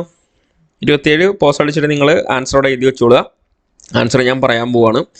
27 എ ആണ് ശരി. 1ഉം 3ഉം 5ഉം ആണ് എന്തുള്ളത് ശരിയായിട്ടുള്ള ജോഡികൾ. അപ്പോൾ കുസ്ലാക്ക് എവിടെയാണ്? ഫ്രാൻസിലാണ് കേട്ടോ. പുതിയ പുസ്തകത്തിലാണ് അതൊക്കെ. ശിലായുഗ കേന്ദ്രങ്ങളും അവ സ്ഥിതി ചെയ്യുന്ന രാജ്യങ്ങളാണ്. 1 ശരിയാണ്. പിന്നെ ലാഗർമ ഗുഹ എവിടെയാണ്? സ്പെയിനിലാണ്. പിന്നെ ഫാഹിയാൻ ഗുഹ എവിടെയാണ് വരുന്നത്? ഫാഹിയാൻ ഗുഹ ശ്രീലങ്കയിലാണ് വരുന്നത്. ഓക്കെ, അപ്പോൾ ഇത്രയും കാര്യങ്ങളാണ് എന്തുള്ളത് ഇതിൽ ശരിയായിട്ടുള്ളത്. അപ്പോൾ ഇവിടെ സറൈക്ക് റഷ്യയിലും സ്റ്റാർക്കാർ ഇംഗ്ലണ്ടിലാണ് വരുന്നത്. ഓക്കെ, അത് ശരിക്കും പഠിച്ചു നോക്കുക. 27 എ ആണ്. ഇനി 28ാമത് ഹിറ്റ്ലറിന്റെ നാസിസവുമായി ബന്ധപ്പെട്ട് ശരിയായ പ്രസ്താവന ഇതെല്ലാം. ഹിറ്റ്ലറിന്റെ നാസിസം. ഓക്കെ, അപ്പം നോക്കാം, വായിച്ചു നോക്കുക. നിങ്ങൾ കറക്റ്റ് പ്രസ്താവന ഏതാണ് എന്നുള്ള ഓപ്ഷൻ അവിടെ എഴുതി വെക്കുക. പോസ് അടിച്ച് ചെയ്യുക. ഓക്കെ, ഞാൻ ആൻസർ പറയാണ്. 28ൻ്റെ ഉത്തരം ഓപ്ഷൻ സി ആണ്. 2ഉം 3ഉം 4ഉം ആണ് എന്നുള്ളത് ശരിയായിട്ടുള്ളത്. 2ഉം 3ഉം 4ഉം. ഓക്കെ, അപ്പോൾ ഇവിടെ തെറ്റായിട്ടുള്ളത് എന്താണ്? 1ഉം 5ഉം ആണ് തെറ്റായിട്ടുള്ളത്. കരിങ്കുപ്പായക്കാർ ആരുമായി ബന്ധപ്പെട്ടാണ്? മുസോളിനിയുമായി ബന്ധപ്പെട്ടതാണ്. അപ്പോൾ ഈ ഒന്നാമത് 1922 അധികാരം പിടിച്ചെടുക്കുമെന്ന് ഭയപ്പെടുത്തി തലസ്ഥാനമായ റോമിലേക്ക് മാർച്ച് സംഘടിപ്പിച്ചത് ആരാണ്? മുസോളിനിയാണത്. ഓക്കെ, അത് ഹിറ്റ്ലറുമായി ബന്ധപ്പെട്ടതല്ല. അപ്പോൾ ശരിക്കും ഇതൊരു സിമ്പിൾ ക്വസ്റ്റ്യൻ ആണ്. ഇതൊരു 5 സ്റ്റേറ്റ്മെൻ്റ് ഒക്കെ കാണുമ്പോൾ നമ്മളത് ബുദ്ധിമുട്ടുള്ളതെന്ന് തോന്നും. പക്ഷെ ശരിക്കും വായിച്ചു നോക്കി കഴിഞ്ഞാൽ ആൻസർ കിട്ടുന്നത്. ഇനി 29ാമത്തെ വെയ്സായ് ഉടമ്പടിയുടെ ശില്പികളും അവരുടെ രാജ്യങ്ങളുമായി ബന്ധപ്പെട്ട് ശരിയായ ജോഡികൾ ഏതാണെന്നാണ് ചോദിച്ചിട്ടുള്ളത്. പോസ് അടിച്ചിട്ട് അത് ചെയ്യുക. ഇതിൽ ശരിയായിട്ടുള്ളത് ആരാണ്? 29 ഡി ആണ്. 3 മാത്രമാണ് ശരി. എങ്ങനെയാണ്? ഇപ്പോൾ വുഡ്രോ വിൽസൺ അമേരിക്കയാണ്, ജോർജ് ക്ലെമൻസോ ഫ്രാൻസ് ആണ്, ഡേവിഡ് ലോയിഡ് ജോർജ് ഇംഗ്ലണ്ടാണ്. നമുക്ക് ഇത് കൂടുതൽ ആളുകൾക്കും അറിയായിരിക്കും ഇതിൻ്റെ ആൻസർ. അടുത്ത ചോദ്യം, ഐക്യരാഷ്ട്രസഭയുടെ നിലവിലെ നേതൃത്വവുമായി ബന്ധപ്പെട്ടിട്ടുള്ള ആണ് നമ്മൾ ചേരുംപടി ചേർക്കുന്നത്. അവിടെ ചേരുംപടി എന്നുണ്ട് കേട്ടോ. ചേരുംപടി ചേർക്കുക എന്നുള്ളത് സ്ഥാനം കൊടുത്തിട്ടുണ്ട്, നിലവിലെ നേതാവ്. അപ്പോൾ ഈ ക്വസ്റ്റ്യനിലേക്ക് എന്തെങ്കിലും തെറ്റുണ്ടെങ്കിലൊക്കെ പറയട്ടെ. ഇതിൽ ആരെങ്കിലുമൊക്കെ മാറിയിട്ടൊക്കെ ഉണ്ടെങ്കിൽ ഇപ്പോൾ ഇവിടെ സെക്രട്ടറി ജനറൽ മാറിയിട്ടില്ല നമുക്കറിയാം. പിന്നെ ഡെപ്യൂട്ടി സെക്രട്ടറി ജനറൽ, ജനറൽ അസംബ്ലിയുടെ നേതാവ് ആരാണ്, സാമ്പത്തിക സാമൂഹിക കൗൺസിൽ പ്രസിഡന്റ് ഒക്കെ മാറിയിട്ടുണ്ടോ എന്ന് നോക്കണം കേട്ടോ. ഉണ്ടെങ്കിൽ അത് കമന്റ് ചെയ്യണം, ഇല്ലെങ്കിൽ നമ്മൾ തെറ്റ് പഠിച്ചു പോകും. കാരണം ഇവിടെ ആളവിടെ ഓപ്ഷനിലും ഉണ്ടാവും ഇതിലുള്ളത്. അപ്പോൾ ഇവിടെ എന്ത് ചെയ്യാം, 30ാമത്തത് മാർക്ക് ചെയ്യുക നിങ്ങളുടെ ഓപ്ഷൻ. ഇതിന്റെ അടിസ്ഥാനത്തിൽ ഞാനിവിടെ ഇതിന്റെ കറക്റ്റ് ആൻസർ പറയാൻ പോവാണ്. 30ൻ്റെത് ബി ആണ്. 30 ബി ആണ് എന്തുള്ളത് കറക്റ്റ് ആയിട്ട് വരുന്നത്. എങ്ങനെയാണ്? സെക്രട്ടറി ജനറൽ അന്റോണിയോ ഗുട്ടറസ് ആണ് നമുക്കറിയാം. ഡെപ്യൂട്ടി സെക്രട്ടറി ജനറൽ ആരാണ്? Amina J Mohammed. General assembly president ആരാണ്? Annalena Baerbock. സാമ്പത്തിക സാമൂഹിക council president Lok Bahadur Thapa. Okay, yes. 31ാമത്തെ ക്വസ്റ്റ്യൻ, പിൽക്കാല വേദകാലവുമായി ബന്ധപ്പെട്ട് ശരിയായ പ്രസ്താവനകൾ ഏതെല്ലാം എന്നാണ് ചോദ്യം. 31 ഏതൊക്കെയാണ് വായിച്ചു നോക്കിയിട്ട് കറക്റ്റ് അതിൽ ഓപ്ഷൻ നിങ്ങൾ എഴുതി വെക്കുക. അപ്പം ഞാനിതിൻ്റെ ആൻസർ പറയാൻ പോവാണ്. 31ൻ്റെത് സി ആണ്. 31 സി ആണ്. പിൽക്കാല വേദകാലം കേട്ടോ. പിൽക്കാല വേദകാലഘട്ടവുമായി ബന്ധപ്പെട്ട് ശരിയായതാണ്. അപ്പോൾ 1, 4, 5, 6 ആണ് ഇവിടെ ശരിയായിട്ടുള്ളത്. ഓക്കെ, ഗംഗാ സമതലം വരെ വ്യാപിച്ചിരുന്നു. പിന്നെ ഇരുമ്പിന്റെ ഉപയോഗം ഉണ്ടായിരുന്നു. വർണ്ണവ്യവസ്ഥ ശക്തിപ്പെട്ടു. പ്രത്യേക ആരാധനാമൂർത്തികൾ രൂപപ്പെട്ടു. ഇവിടെ 2, 3 ആണെന്നുള്ളത് തെറ്റായിട്ടുള്ളത്. കാരണം അത് പിൽക്കാല വേദഘട്ടമല്ല, അതിനു മുമ്പുള്ള വേദകാലത്തിന്റെ പ്രത്യേകതകളാണ് 2, 3. അടുത്ത ചോദ്യം, ഗുജറാത്തിലെ സുദർശന തടാകം പുതുക്കി പണിതതാര്? ഞാൻ പറഞ്ഞു ഇതിലെ ഭൂരിഭാഗം ക്വസ്റ്റ്യനും വന്നിട്ടുള്ളത് നമ്മുടെ SCERT പുതിയ ടെക്സ്റ്റ് ബുക്ക് എന്നുള്ള ചോദ്യങ്ങളാണ്. ഗുജറാത്തിലെ സുദർശന തടാകം പുതുക്കി പണിതത് 32 ആരാണ്? 32ന്റെ ആൻസർ പോസ്റ്റ് അടിച്ച് എഴുതി വെക്കുക. 32 ഇവിടെ കറക്റ്റ് ആൻസർ സ്കന്ദഗുപ്തനാണ്. സ്കന്ദഗുപ്തനാണ് എന്ത് ചെയ്തുള്ളത്? ഗുജറാത്തിലെ സുദർശന തടാകം പുതുക്കി പണിതത്. ടെക്സ്റ്റ് ബുക്കിലുള്ളതാണ്. അടുത്തത് കണ്ടോ, ശരിയായ ജോഡികൾ ഏതെല്ലാം? അപ്പൊ ചെയ്യുക. ഞാനിനി പറഞ്ഞു നമുക്കിനി സമയം കളയാനൊന്നുമില്ല. അപ്പൊ ഇത് പോസ്റ്റ് അടിച്ച് ചെയ്യുക. അതിപ്പോൾ നിങ്ങളുടെ എക്സാം എഴുതാണ് ഇവിടെ ചെയ്യുന്നത്, പ്രാക്ടീസ് ചെയ്യാണ്. അപ്പൊ ശരിയായ ജോഡികൾ ഏതെല്ലാം? 33 പോസ്റ്റ് അടിച്ചിട്ട് ആൻസർ നോക്കുക. 33ന്റെ ആൻസർ ഞാൻ പറയാണ്. 33ന്റെ ബി ആണ്. 1ഉം 2ഉം ആണ് ഇവിടെ ശരിയായിട്ടുള്ളത്. 1ഉം 2ഉം ആണ് ശരിയായിട്ടുള്ളത്. ഇടയ്ക്കാണ് സംഗമ രാജവംശം, സംഘരാവംശം ബുക്കർ, ഹരിഹരനും ബുക്കനുമാണല്ലോ. സാലുവ വംശം, നരസിംഹ സാലുവ. തുളുവ വംശം, തുളുവംശമാണ് വീര നരസിംഹനാണ്. അരവിടു വെങ്കിട ഒന്നാമൻ. അടുത്ത ചോദ്യം കണ്ടോ, 34ാമത്തെ ക്വസ്റ്റ്യൻ. വലിയ ക്വസ്റ്റ്യൻസ് ആണ്. 8ാം ക്ലാസ്സിലെ പുതിയ ടെക്സ്റ്റ് ബുക്കിലുള്ള ചോദ്യമാണ്. ഫസ്റ്റ് അധ്യായത്തിലെ രണ്ടാമത്തെ അധ്യായം തോന്നുന്നു. ഓക്കെ, 34ാമത്തെ വായിച്ചു നോക്കുക. ശരിയായ പ്രസ്താവനകൾ ഏതെല്ലാം ഏതൊക്കെയാണ്? 34ൻ്റെത് ഏതാണ്? 34ൻ്റെത് സി ആണ് ഇവിടെ ശരിയായിട്ടുള്ളത്. 34 സി. 2ഉം 3ഉം ആണ്. ഓക്കെ, 1662 പോർച്ചുഗീസ് രാജകുമാരിയെ കാതറിനെ വിവാഹം ചെയ്തപ്പോൾ ബ്രിട്ടീഷ് രാജാവ് ചാൾസ് രണ്ടാമന് ഉപഹാരമായി ലഭിച്ച പ്രദേശമാണ് ബോംബെ. പിന്നീട് ഈ പ്രദേശം ഇംഗ്ലീഷ് ഈസ്റ്റ് ഇന്ത്യ കമ്പനിക്ക് കൈമാറി. പിന്നെ 1698 സുധനദി, കാലിക്കറ്റ്, ഗോവിന്ദപൂർ എന്നീ 3 ഗ്രാമങ്ങൾ ചുറ്റും ബ്രിട്ടീഷുകാർ പണിത കോട്ടയാണ് വില്യം കോട്ട. ക്രമേണ ഈ പ്രദേശം പട്ടണമായി മാറി കൽക്കട്ട എന്ന പേരിൽ അറിയപ്പെട്ടു. ഇനി ഇവിടെ തെറ്റ് ഏതാണ്? എനിക്ക് തോന്നുന്നു ഇവിടെ എനിക്കൊരു ഡൗട്ട് ഉണ്ട് കേട്ടോ. 639 തോന്നുന്നുണ്ട്. അതാണ് ഇവിടെ തെറ്റായിട്ടുള്ളത്. 638 കൊടുത്തത്. 639 മദ്രാസ് തുറമുഖത്തിന്റെ ചുങ്കവരുമാനത്തിന്റെ പകുതി നൽകണമെന്ന ഉപാധിയോടെ പ്രാദേശിക രാജാവായ ദമർല വെങ്കിടാദ്രി നായക ദീർഘകാലത്തേക്ക് മദ്രാസ് തുറമുഖം ബ്രിട്ടീഷുകാർക്ക് നൽകി. ഓക്കെ, അപ്പൊ അതൊക്കെ പുതിയ ടെക്സ്റ്റ് ബുക്കിലുള്ളതാണ്. അപ്പൊ ഇതൊന്ന് കമന്റ് ചെയ്യാം കേട്ടോ, കറക്റ്റ് ഏതാണ് വർഷം എന്നുള്ളത്. ഇനി 35ാമത്തെ ചോദ്യം നോക്കുക. 35ാമത്തെ ശരിയായ പ്രസ്താവനകൾ വായിച്ചു നോക്കിയിട്ട് നിങ്ങളുടെ ഓപ്ഷൻ മാർക്ക് ചെയ്യുക. 35ന്റെ ആൻസർ ഞാൻ പറയാണ്. 35 ബി ആണ് ആൻസർ. ബി. 35 ബി. എങ്ങനെയാണ്? 1ഉം 2ഉം 3ഉം ആണ് ശരിയായിട്ടുള്ളത്. ഓക്കെ, ബ്രിട്ടീഷുകാർക്കെതിരെ ഇന്ത്യയിൽ നടന്ന ആദ്യത്തെ സൈനിക കലാപമായിരുന്നു തമിഴ്നാട്ടിലെ വെല്ലൂർ കലാപം. ഇതൊക്കെ നമ്മളെ കുഴപ്പിക്കുന്ന ഒരു ചോദ്യമായിട്ടൊക്കെ വരാട്ടോ. ഇവിടെ എന്ത് ചെയ്യാന്ന് വെച്ചപ്പോൾ ആറ്റിങ്ങൽ കലാപം എന്നൊക്കെ ഓപ്ഷനിലൊക്കെ കൊടുത്തിട്ട് ബ്രിട്ടീഷുകാർക്കെതിരെ ഇന്ത്യയിൽ നടന്ന ആദ്യത്തെ സൈനിക എന്ന് നമ്മൾ സംഘടിതം എന്നൊക്കെ വിചാരിക്കും. അതേതാണ്? ഈ ബ്രിട്ടീഷുകാർക്കെതിരെ ഇന്ത്യയിൽ നടന്ന ആദ്യത്തെ സൈനിക കലാപമാണിത്. തമിഴ്നാട്ടിൽ നടന്ന വെല്ലൂർ കലാപം. അത് പഠിച്ചു നോക്കുക. ബ്രിട്ടീഷ് സൈന്യത്തിന്റെ ഇന്ത്യക്കാരാണ് ഈ കലാപത്തിന് നേതൃത്വം നൽകിയത്. English east India company Indian സൈനികരുടെ വേഷവിധാനത്തിൽ വരുത്തിയ മാറ്റങ്ങളായിരുന്നു കലാപത്തിന് പ്രധാന കാരണം. ഇനി 4ാമത്തതോ, 1807 നടന്ന കലാപത്തെ ബ്രിട്ടീഷുകാർ അടിച്ചമർത്തിയെങ്കിലും തുടർന്നുണ്ടായ ബ്രിട്ടീഷ് വിരുദ്ധ പ്രക്ഷോഭങ്ങൾക്ക് വെല്ലൂർ കലാപം പ്രചോദനമായി. എനിക്കൊന്ന് ഇതിൽ ഈ വർഷമാണ് തെറ്റുള്ളത്, ഒന്ന് കമന്റ് ചെയ്യാം. എന്നാണിത് ബ്രിട്ടീഷുകാർ ഇത് അടിച്ചമർത്തിയത് എന്നുള്ളത് ആ വർഷം ഒന്നുകൂടെ കമന്റ് ചെയ്യാം കേട്ടോ. 4ാമത്തെ ആണല്ലോ തെറ്റായിട്ടുള്ളത്. അടുത്ത ക്വസ്റ്റ്യൻ കുറച്ച് വലിയ ക്വസ്റ്റ്യൻ ആണ്. നമ്മളിപ്പോൾ ഈ മോഡൽ ക്വസ്റ്റ്യൻ ചെയ്യുമ്പോൾ ഇത് നമ്മളൊരു ഉദ്ദേശം എന്താണ്, ഈ ആ ഏരിയ ശരിക്കും പഠിച്ചു പോകുക എന്നുള്ളതാണ് കേട്ടോ. ഇപ്പൊ ഇത് ചെയ്തിട്ട് ഇത് കുറെ ക്വസ്റ്റ്യൻ തെറ്റാണ് അറിയാത്തതാണ് എന്നുള്ള രീതിയിലൊന്നും ഇരിക്കണ്ട. പക്ഷെ ഇത് എന്ത് ചെയ്യുക, പഠിക്കുക. അപ്പൊ അത്രയും ഏരിയ നമ്മൾ പഠിച്ചു പോകുമല്ലോ. ഇത് കണ്ടോ, പിന്നെ ഈ രീതിയിലൊന്നും ചോദ്യം വരാൻ സാധ്യതയില്ല, എന്നാലും ഇത് പഠിക്കാൻ വേണ്ടിയുള്ളൊരു ക്വസ്റ്റ്യൻ ആണ്. ഓക്കെ, കാരണം അതൊക്കെ നമുക്ക് പ്രതീക്ഷിക്കാം. കേരളത്തെക്കുറിച്ച് പരാമർശിച്ചിട്ടുള്ള ചില വിദേശ സഞ്ചാരികൾ ബന്ധപ്പെട്ട ശരിയായ ജോഡികൾ ഏതൊക്കെയാണ് ഇത് നോക്കിയിട്ട് ശരിയായ ജോഡികൾ. ശരിക്കും നല്ലൊരു ചോദ്യമല്ലേ? അതെ, പിന്നെ നോക്കിക്കൊള്ളുക. കാരണം നമ്മളൊക്കെ വിചാരിച്ചിട്ടുണ്ട് ഇപ്പോൾ ഈ പറയുന്ന സഞ്ചാരികളുടെ രാജ്യമൊക്കെ നമുക്ക് അറിയുന്ന നമ്മൾ വിചാരിച്ചിട്ടുണ്ട്. പക്ഷെ ഇങ്ങനെ ഒരു ചോദ്യം വരുമ്പോൾ ഇത് കൺഫ്യൂഷനാണ്, ഇത് നമ്മൾ സ്കിപ്പ് ചെയ്യും. ഓക്കെ, അപ്പൊ ഇത് പഠിച്ചു പോവുക, ശരിക്കും പഠിച്ചു പോവുക. 36ൻ്റെത് നിങ്ങൾ തന്നെ ഒന്ന് മാർക്ക് ചെയ്ത് നോക്കുക ഏതാ കിട്ടിയത് എന്നുള്ളത്. 36ൻ്റെത് ഞാൻ പറയാണ്, 36A ആണ്. 3ഉം 4ഉം 6ഉം 7ഉം ആണ് ശരി. 3ഉം 4ഉം 6ഉം 7ഉം ആണ് ശരി. ഏത്? Marco Polo. ഇത് ശരിയാണ്, മാർക്കോ പോളോ വെനീസ് തന്നെയാണ്. പിന്നെ അബ്ദുൾ റസാഖ് എവിടുന്നാണ്? പേർഷ്യ എന്നാണ്. അബ്ദുൾ റസാഖ് പേർഷ്യ എന്നാണ്. പിന്നെ നിക്കോളോ കോണ്ടി എവിടുന്നാണ്? 36 നമ്മൾ പറഞ്ഞു, 36A അല്ലെ. അപ്പോൾ നിക്കോളോ കോണ്ടി വെനീസ് ആണ്. പിന്നെ ആരാണ്? മഹ്വാൻ നമുക്കറിയാം ചൈന എന്നാണെന്നുള്ളത്. ഓക്കെ, അപ്പോൾ മഹ്വാൻ ചൈന എന്നാണ്. ഇനി ഇവിടെ എങ്ങനെ മാറ്റം നോക്കുക. ഇവിടെ 3ഉം 4ഉം 6ഉം 7ഉം ആണ് ഇവിടെ ശരിയായിട്ടുള്ളത്. Okay, 36A. അപ്പൊ ഇനി ബാക്കിയുള്ളതൊക്കെ ഒന്ന് കറക്റ്റ് ചെയ്യുക ഏതൊക്കെയാണ് എന്നുള്ളത്. Okay, yes. ഇനി അടുത്തത്, ഇനി ഞാൻ ഇതിൽ പറഞ്ഞില്ലെന്നും തെറ്റുണ്ടെങ്കിലും ഒന്ന് കമന്റ് ചെയ്യാം കേട്ടോ. ഓക്കെ, ഈ ക്വസ്റ്റ്യനിൽ എന്തെങ്കിലും തെറ്റ്, ഇതിൽ ഓപ്ഷനിലൊക്കെ എന്തെങ്കിലും ഉണ്ടെങ്കിൽ അത് കമന്റ് ചെയ്യാം.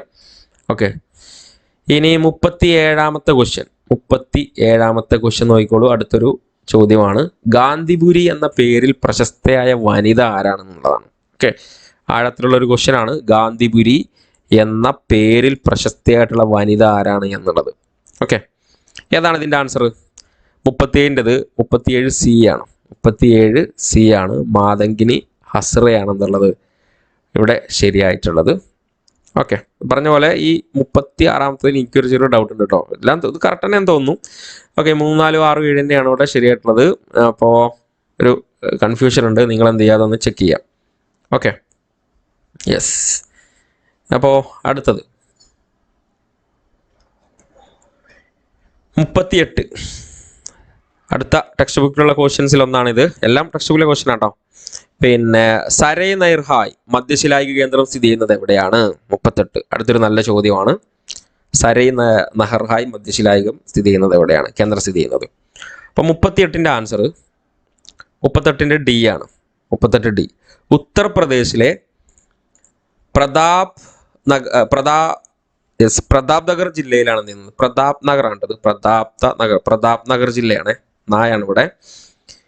അടുത്ത കണ്ടോ 39ാമത്തെ ചോദ്യം, സാമൂഹിക പരിഷ്കരണ പ്രസ്ഥാനങ്ങൾ സ്ഥാപകർ ശരിയായ ജോഡികൾ ഏതെല്ലാം? ഓക്കെ, നിങ്ങൾ ശരിയായ ജോഡികൾ കണ്ടെത്തുക. പോസ് അടിച്ചിട്ട് ഞാൻ ആൻസർ പറയാണ്. 39D ആണ്. 1ഉം 3ഉം 4ഉം ആണ് ഇതിന്റെ ആൻസർ. അപ്പൊ ഏതാണ്? പ്രാർത്ഥനാ സമാജം ശരിയാണ്. ആത്മാറാം പണ്ടൂറാങ് ആണെന്നുള്ളത് ശരി. പിന്നെ അലിഗഡ് പ്രസ്ഥാനം സർ സയ്യിദ് അഹമ്മദ് ഖാൻ നമുക്കറിയാം, ശരിയാണ്. പിന്നെ ഹിതകാരിണി സമാജം വീരേശലിംഗം പന്തലും ആണെന്നുള്ളത് ബന്ധപ്പെട്ട് കിടക്കുന്നത്. ഇനി ഇവിടെ ആര്യ സമാജം സ്വാമി ദയാനന്ദ സരസ്വതിയും രാമകൃഷ്ണ മിഷൻ സ്വാമി വിവേകാനന്ദനുമാണ്. ഇതൊക്കെ സിമ്പിൾ ചോദ്യമാണ് ശരിക്കും ഇത്. ഓക്കെ, എന്നാൽ ഇവിടെ വലിയൊരു ക്വസ്റ്റ്യൻ അടുത്ത് വരുന്നുണ്ട്. കാരണം ഇത് ഇങ്ങനെ ഈ ക്വസ്റ്റ്യൻ ഇടാൻ കാരണം തന്നെ ഇത് നമ്മൾ പഠിച്ചു വെക്കൽ നിർബന്ധമാണ്. ഓക്കെ, അപ്പൊ അതുകൊണ്ടാണ് ഇതെല്ലാം ഉൾപ്പെടുത്തിക്കൊണ്ട് ഈ ഒരു ചോദ്യം നമ്മളിവിടെ കൊടുത്തിട്ടുള്ളത്. ഓക്കെ, കുറച്ചൊരു വലിയ ക്വസ്റ്റ്യൻ ആണ്. ഓക്കെ, എന്നാൽ ഇത് നമുക്ക് കറക്റ്റ് ഓപ്ഷൻസുകളൊക്കെ വെച്ചിട്ട് എന്ത് ചെയ്യാൻ പറ്റും? ഇതിൽ കറക്റ്റ് ആൻസറിലേക്ക് എത്താൻ പറ്റും. കാരണം നമുക്കിത് അറിയുന്ന ഒരുപാട് കാര്യങ്ങളുണ്ട്. അപ്പൊ ഇത് ഒന്ന് എന്ത് ചെയ്യുക, പോസ് അടിച്ചിട്ട് നിങ്ങൾ ഒന്ന് മാർക്ക് ചെയ്ത് നിങ്ങളുടെ ഓപ്ഷൻ കണ്ടെത്തുക. അപ്പോൾ 40ാമത്തത് 40ന്റെ ആൻസർ ഞാൻ പറയാണ്. 40D ആണ് ആൻസർ. 40D ആണ് ആൻസർ. ഓക്കെ, എങ്ങനെയാണ്? ഇപ്പൊ കന്നഡ വചനങ്ങളാണ്. ആരാണ് ബന്ധപ്പെട്ടത്? അല്ലാമ പ്രഭുവാണ്. ഓക്കെ, പിന്നെ അടുത്തത് നമ്മൾ നോക്കുമ്പോൾ 2ാമത്തത് തമിഴ് തിരുമുറകളാണ്. ആരാണ്? നായനാർമാരാണ് ബന്ധപ്പെട്ട് കിടക്കുന്നത്. 2A. ഇനി ബംഗാളി 3ാമത്തത് ആരാണ്? 3D. ഗീതാ ഗോവിന്ദം, പിന്നെ ജയദേവനാണ്. ഇനി 4 ഹിന്ദിയിലുള്ളതാണ് ഇത് പത്മാവത്. പത്മാവത് നമുക്കറിയാവുന്നതാണ്. ഈ എഫ് ആണ്, സോറി 4 ഓക്കെ 4 ഏതൊക്കെയാണ്? 4 പത്മാവതും മാലിക് മുഹമ്മദ് ജയ്സി. ഇനി അടുത്ത ഏതാണ്? തെലുങ്ക് 5 മഹാഭാരത വിവർത്തനം ആരാണ് ചെയ്തിട്ടുള്ളത്? യരപ്രഗതയാണ്. മലയാളത്തിലൊന്ന് വരുന്നതാണ് നമ്മുടെ മുഹീദ്ദീൻ മാല, ഇവിടെ ഖാസി മുഹമ്മദ്. കഴിഞ്ഞ പ്രാവശ്യത്തെ ഒരു ചോദ്യമല്ലേ, ആരാണ് മുഹീദ്ദീൻ മാല എഴുതിയത് എന്നുള്ളത്. അപ്പോൾ ആ ഒരു ഇതിലുള്ള ടേബിളാണ് ഇവിടെ അതേപോലെ കൊടുത്തിട്ടുള്ളത്. അപ്പോൾ ഈ ഒരു ടേബിൾ വളരെ ഇമ്പോർട്ടൻ്റ് ആണ്. ഇതിൽ നിന്ന് നിങ്ങൾ എന്തായാലും ചോദ്യങ്ങളൊക്കെ ഇവിടെ നമുക്ക് പ്രതീക്ഷിക്കാം എന്നുള്ളതാണ്. പഠിച്ചു പോവുക. ഓക്കെ, അപ്പോൾ അടുത്തത് നമ്മൾ എക്കണോമിക്സിലേക്ക് വരികയാണ്. മിശ്ര സമ്പദ് വ്യവസ്ഥയുടെ പ്രത്യേകതകൾ. 41ാമത്തെ ക്വസ്റ്റ്യൻ ആണ്, വായിച്ചു നോക്കുക. 41ൻ്റെ ആൻസർ ബി ആണ്. 1, 2, 3, 4, 5 എല്ലാം ഇവിടെ ശരിയായിട്ടുള്ളതാണ്. നോക്കാം. സ്വകാര്യ മേഖലയുടെ പൊതുമേഖലയുടെ സഹവർത്തിത്വം. ലാഭേച്ഛയും സാമൂഹ്യക്ഷേമവും പ്രധാന ലക്ഷ്യങ്ങളാണ്. സാമ്പത്തിക പ്രവർത്തനങ്ങളിൽ വ്യക്തി സ്വാതന്ത്ര്യമുണ്ട്. ഗവൺമെൻറ് പദ്ധതിയും തയ്യാറാക്കുന്ന സാമ്പത്തിക ആസൂത്രണം. ആവശ്യ സാധനങ്ങൾക്കും സേവനങ്ങളും ഗവൺമെൻറ്റിൻ്റെ പ്രാധാന്യം നൽകുന്നു. ഇനി അടുത്തത് സാമ്പത്തിക ശാസ്ത്രത്തിലെ ഇൻഡക്ഷൻ രീതി ഉണ്ട്, അതുപോലെ തന്നെ ഡിഡക്ഷൻ രീതിയുണ്ട്. അപ്പോൾ ഈ ഇൻഡക്ഷൻ രീതി ഏതെല്ലാം പേരിൽ അറിയപ്പെടുന്നു എന്നുള്ളതാണ്. പോസ്റ്റ് അടിച്ചിട്ട് ആൻസർ ചെയ്യുക. 42ൻ്റെ ആൻസർ ബി ആണ്. 2ഉം 3ഉം ആണ് 42 ബി. ഏതൊക്കെയാണ്? എംപിരിക്കലും റിയലിസ്റ്റിക്കും ആണ് എന്തുള്ളത്? ഇൻഡക്ഷൻ. അപ്പം ഡിഡക്ഷൻ ഏതാ? അനലറ്റിക്കലും പ്രിയരി രീതിയുമാണ്. ഓക്കെ, ഇനി അടുത്ത ചോദ്യം കണ്ടോ? 43ാമത്തെ ക്വസ്റ്റ്യൻ. ഒന്നാമത്തെ ബണ്ടിൽ 1.11 നിന്ന് രണ്ടാമത്തെ ബണ്ടിലേക്ക് 2.7 മാറുന്നതിനനുസരിച്ച് ഒന്നാമത്തെ സാധനത്തിന് വേണ്ടിയുള്ള രണ്ടാമത്തെ സാധനത്തിന്റെ സീമാന്ത പ്രതിസ്ഥാപന നിരക്ക് എത്രയാണെന്നുള്ളത്. ശരിക്കും ഇതൊരു സിമ്പിൾ ചോദ്യമാണ്. ഇവിടെ കണ്ടോ, ഒന്നാമത്തത് 1ഉം x1 1, x2 11. ഇവിടെ ഇത് അറിയുന്ന ആളുകൾ എന്ത് ചെയ്ത് കമൻറ്റ് ചെയ്ത് നിങ്ങൾ പോസ്റ്റ് അടിച്ചിട്ട് ചെയ്യാം കേട്ടോ. നിങ്ങൾക്ക് ചെയ്യാൻ പറ്റുന്നുണ്ടോ നോക്കുക. പിന്നെ ഇവിടെ 2 7 അല്ലേ. അപ്പോൾ ഇവിടെ 1 യൂണിറ്റ് നിന്ന് x1 1 യൂണിറ്റ് നിന്ന് രണ്ടാമത്തെ സ്റ്റെപ്പിൽ 1 യൂണിറ്റ് കൂടി വർദ്ധിപ്പിച്ചു 2 ആയി. അപ്പോൾ 11 ഉള്ളത് എത്ര? 7 ആയി. അപ്പോൾ ഇവിടെ എത്രയാണ്? ഒന്നാമത്തെ സാധനത്തിന് വേണ്ടിയുള്ള രണ്ടാമത്തെ സാധനത്തിന്റെ പ്രതിസ്ഥാപന നിരക്ക്. ഇവിടെ ഈ ഒരു 1ന്റെ ഒരളവ് കൂടുതൽ ഉൽപ്പാദിപ്പിക്കാൻ വേണ്ടി 11 7 ആയി. അപ്പോൾ 4 യൂണിറ്റ് കുറയ്ക്കേണ്ടി വന്നു. അപ്പോൾ ഇവിടെ ആൻസർ ഏതാണ്? ഡി ആണ് ആൻസർ വരുന്നത്. ഓക്കെ, ഇതൊക്കെ നമ്മൾ ക്ലാസ്സിൽ പറഞ്ഞിട്ടുണ്ടായിരുന്നു. അടുത്ത ചോദ്യം കണ്ടോ? ചോദന വക്രത്തിന്റെ ഷേപ്പുകളുമായി ബന്ധപ്പെട്ട് ശരിയായവ ചേരുംപടി ചേർക്കുക. അപ്പോൾ നിങ്ങൾ പോസ്റ്റ് അടിച്ച് ചേരുംപടി ചേർക്കുക. ഞാൻ ആൻസർ പറയാണ്. ഇതിൻ്റെ ആൻസർ 44ൻ്റെ സി ആണ്. 44 സി. ഓക്കെ 44 സി ആണ്. നോക്കുക, ഇലാസ്തിക ചോദനം എന്താ പ്രത്യേകത? ഇലാസ്തിക ചോദനം കൂടുതൽ പരപ്പായിരിക്കും. ഇലാസ്തികമല്ലാത്ത ചോദനം കുറഞ്ഞ പരപ്പായിരിക്കും. Inelastic demand. ഏകാത്മക ഇലാസ്തിക ചോദനയോ മോഡറേറ്റ് സ്ലോപ്പ് ആയിരിക്കും. പൂർണ്ണ ഇലാസ്തിക ചോദനം എങ്ങനെയായിരിക്കും? എക്സ് അക്ഷത്തിന് സമാന്തരമായിരിക്കും പൂർണ്ണ ഇലാസ്തിക ചോദനം. ഈ പൂർണ്ണ ഇലാസ്തികമല്ലാത്തത് ഏതിനായിരിക്കും? എക്സ് അക്ഷത്തിന് ലംബമായിരിക്കും. ഓക്കെ, ഇനി അടുത്തത് 45ാമത്തെ ചോദ്യം. ഒരു സിമ്പിൾ ക്വസ്റ്റ്യൻ ആണ് അടുത്തത്. ശരിക്കും ഡയഗ്രാം തന്നിട്ടാണ് ചോദിച്ചിട്ടുള്ളത്. താഴെ കൊടുത്തിരിക്കുന്ന ഡയഗ്രാം ഏത് ചെലവുമായി ബന്ധപ്പെട്ടതാണെന്നാണ്. അപ്പോൾ നിങ്ങൾ പോസ്റ്റ് അടിച്ച് ഉത്തരം എഴുതി വെക്കുക. ഞാനിതിൻ്റെ ആൻസർ പറയാണ്. 45ൻ്റെത് ഓപ്ഷൻ ഡി ആണ്. ശരാശരി സ്ഥിര ചെലവാണ്. അവറേജ് ഫിക്സഡ് കോസ്റ്റ് കർവാണ്. ഇങ്ങനെ ഇതിന് വേറൊരു പേര് കൂടി ഉണ്ട്, റെക്ടാങ്കുലർ ഹൈപ്പർബോള എന്ന് പറയും ഇതിന് കേട്ടോ. റെക്ടാങ്കുലർ ഹൈപ്പർബോള എന്ന് ഇതിന് പറയും. ഓക്കെ, ശരാശരി സ്ഥിര ചെലവാണ്, അവറേജ് ഫിക്സഡ് കോസ്റ്റ്. അടുത്ത ചോദ്യം കണ്ടോ? യെസ്, 46.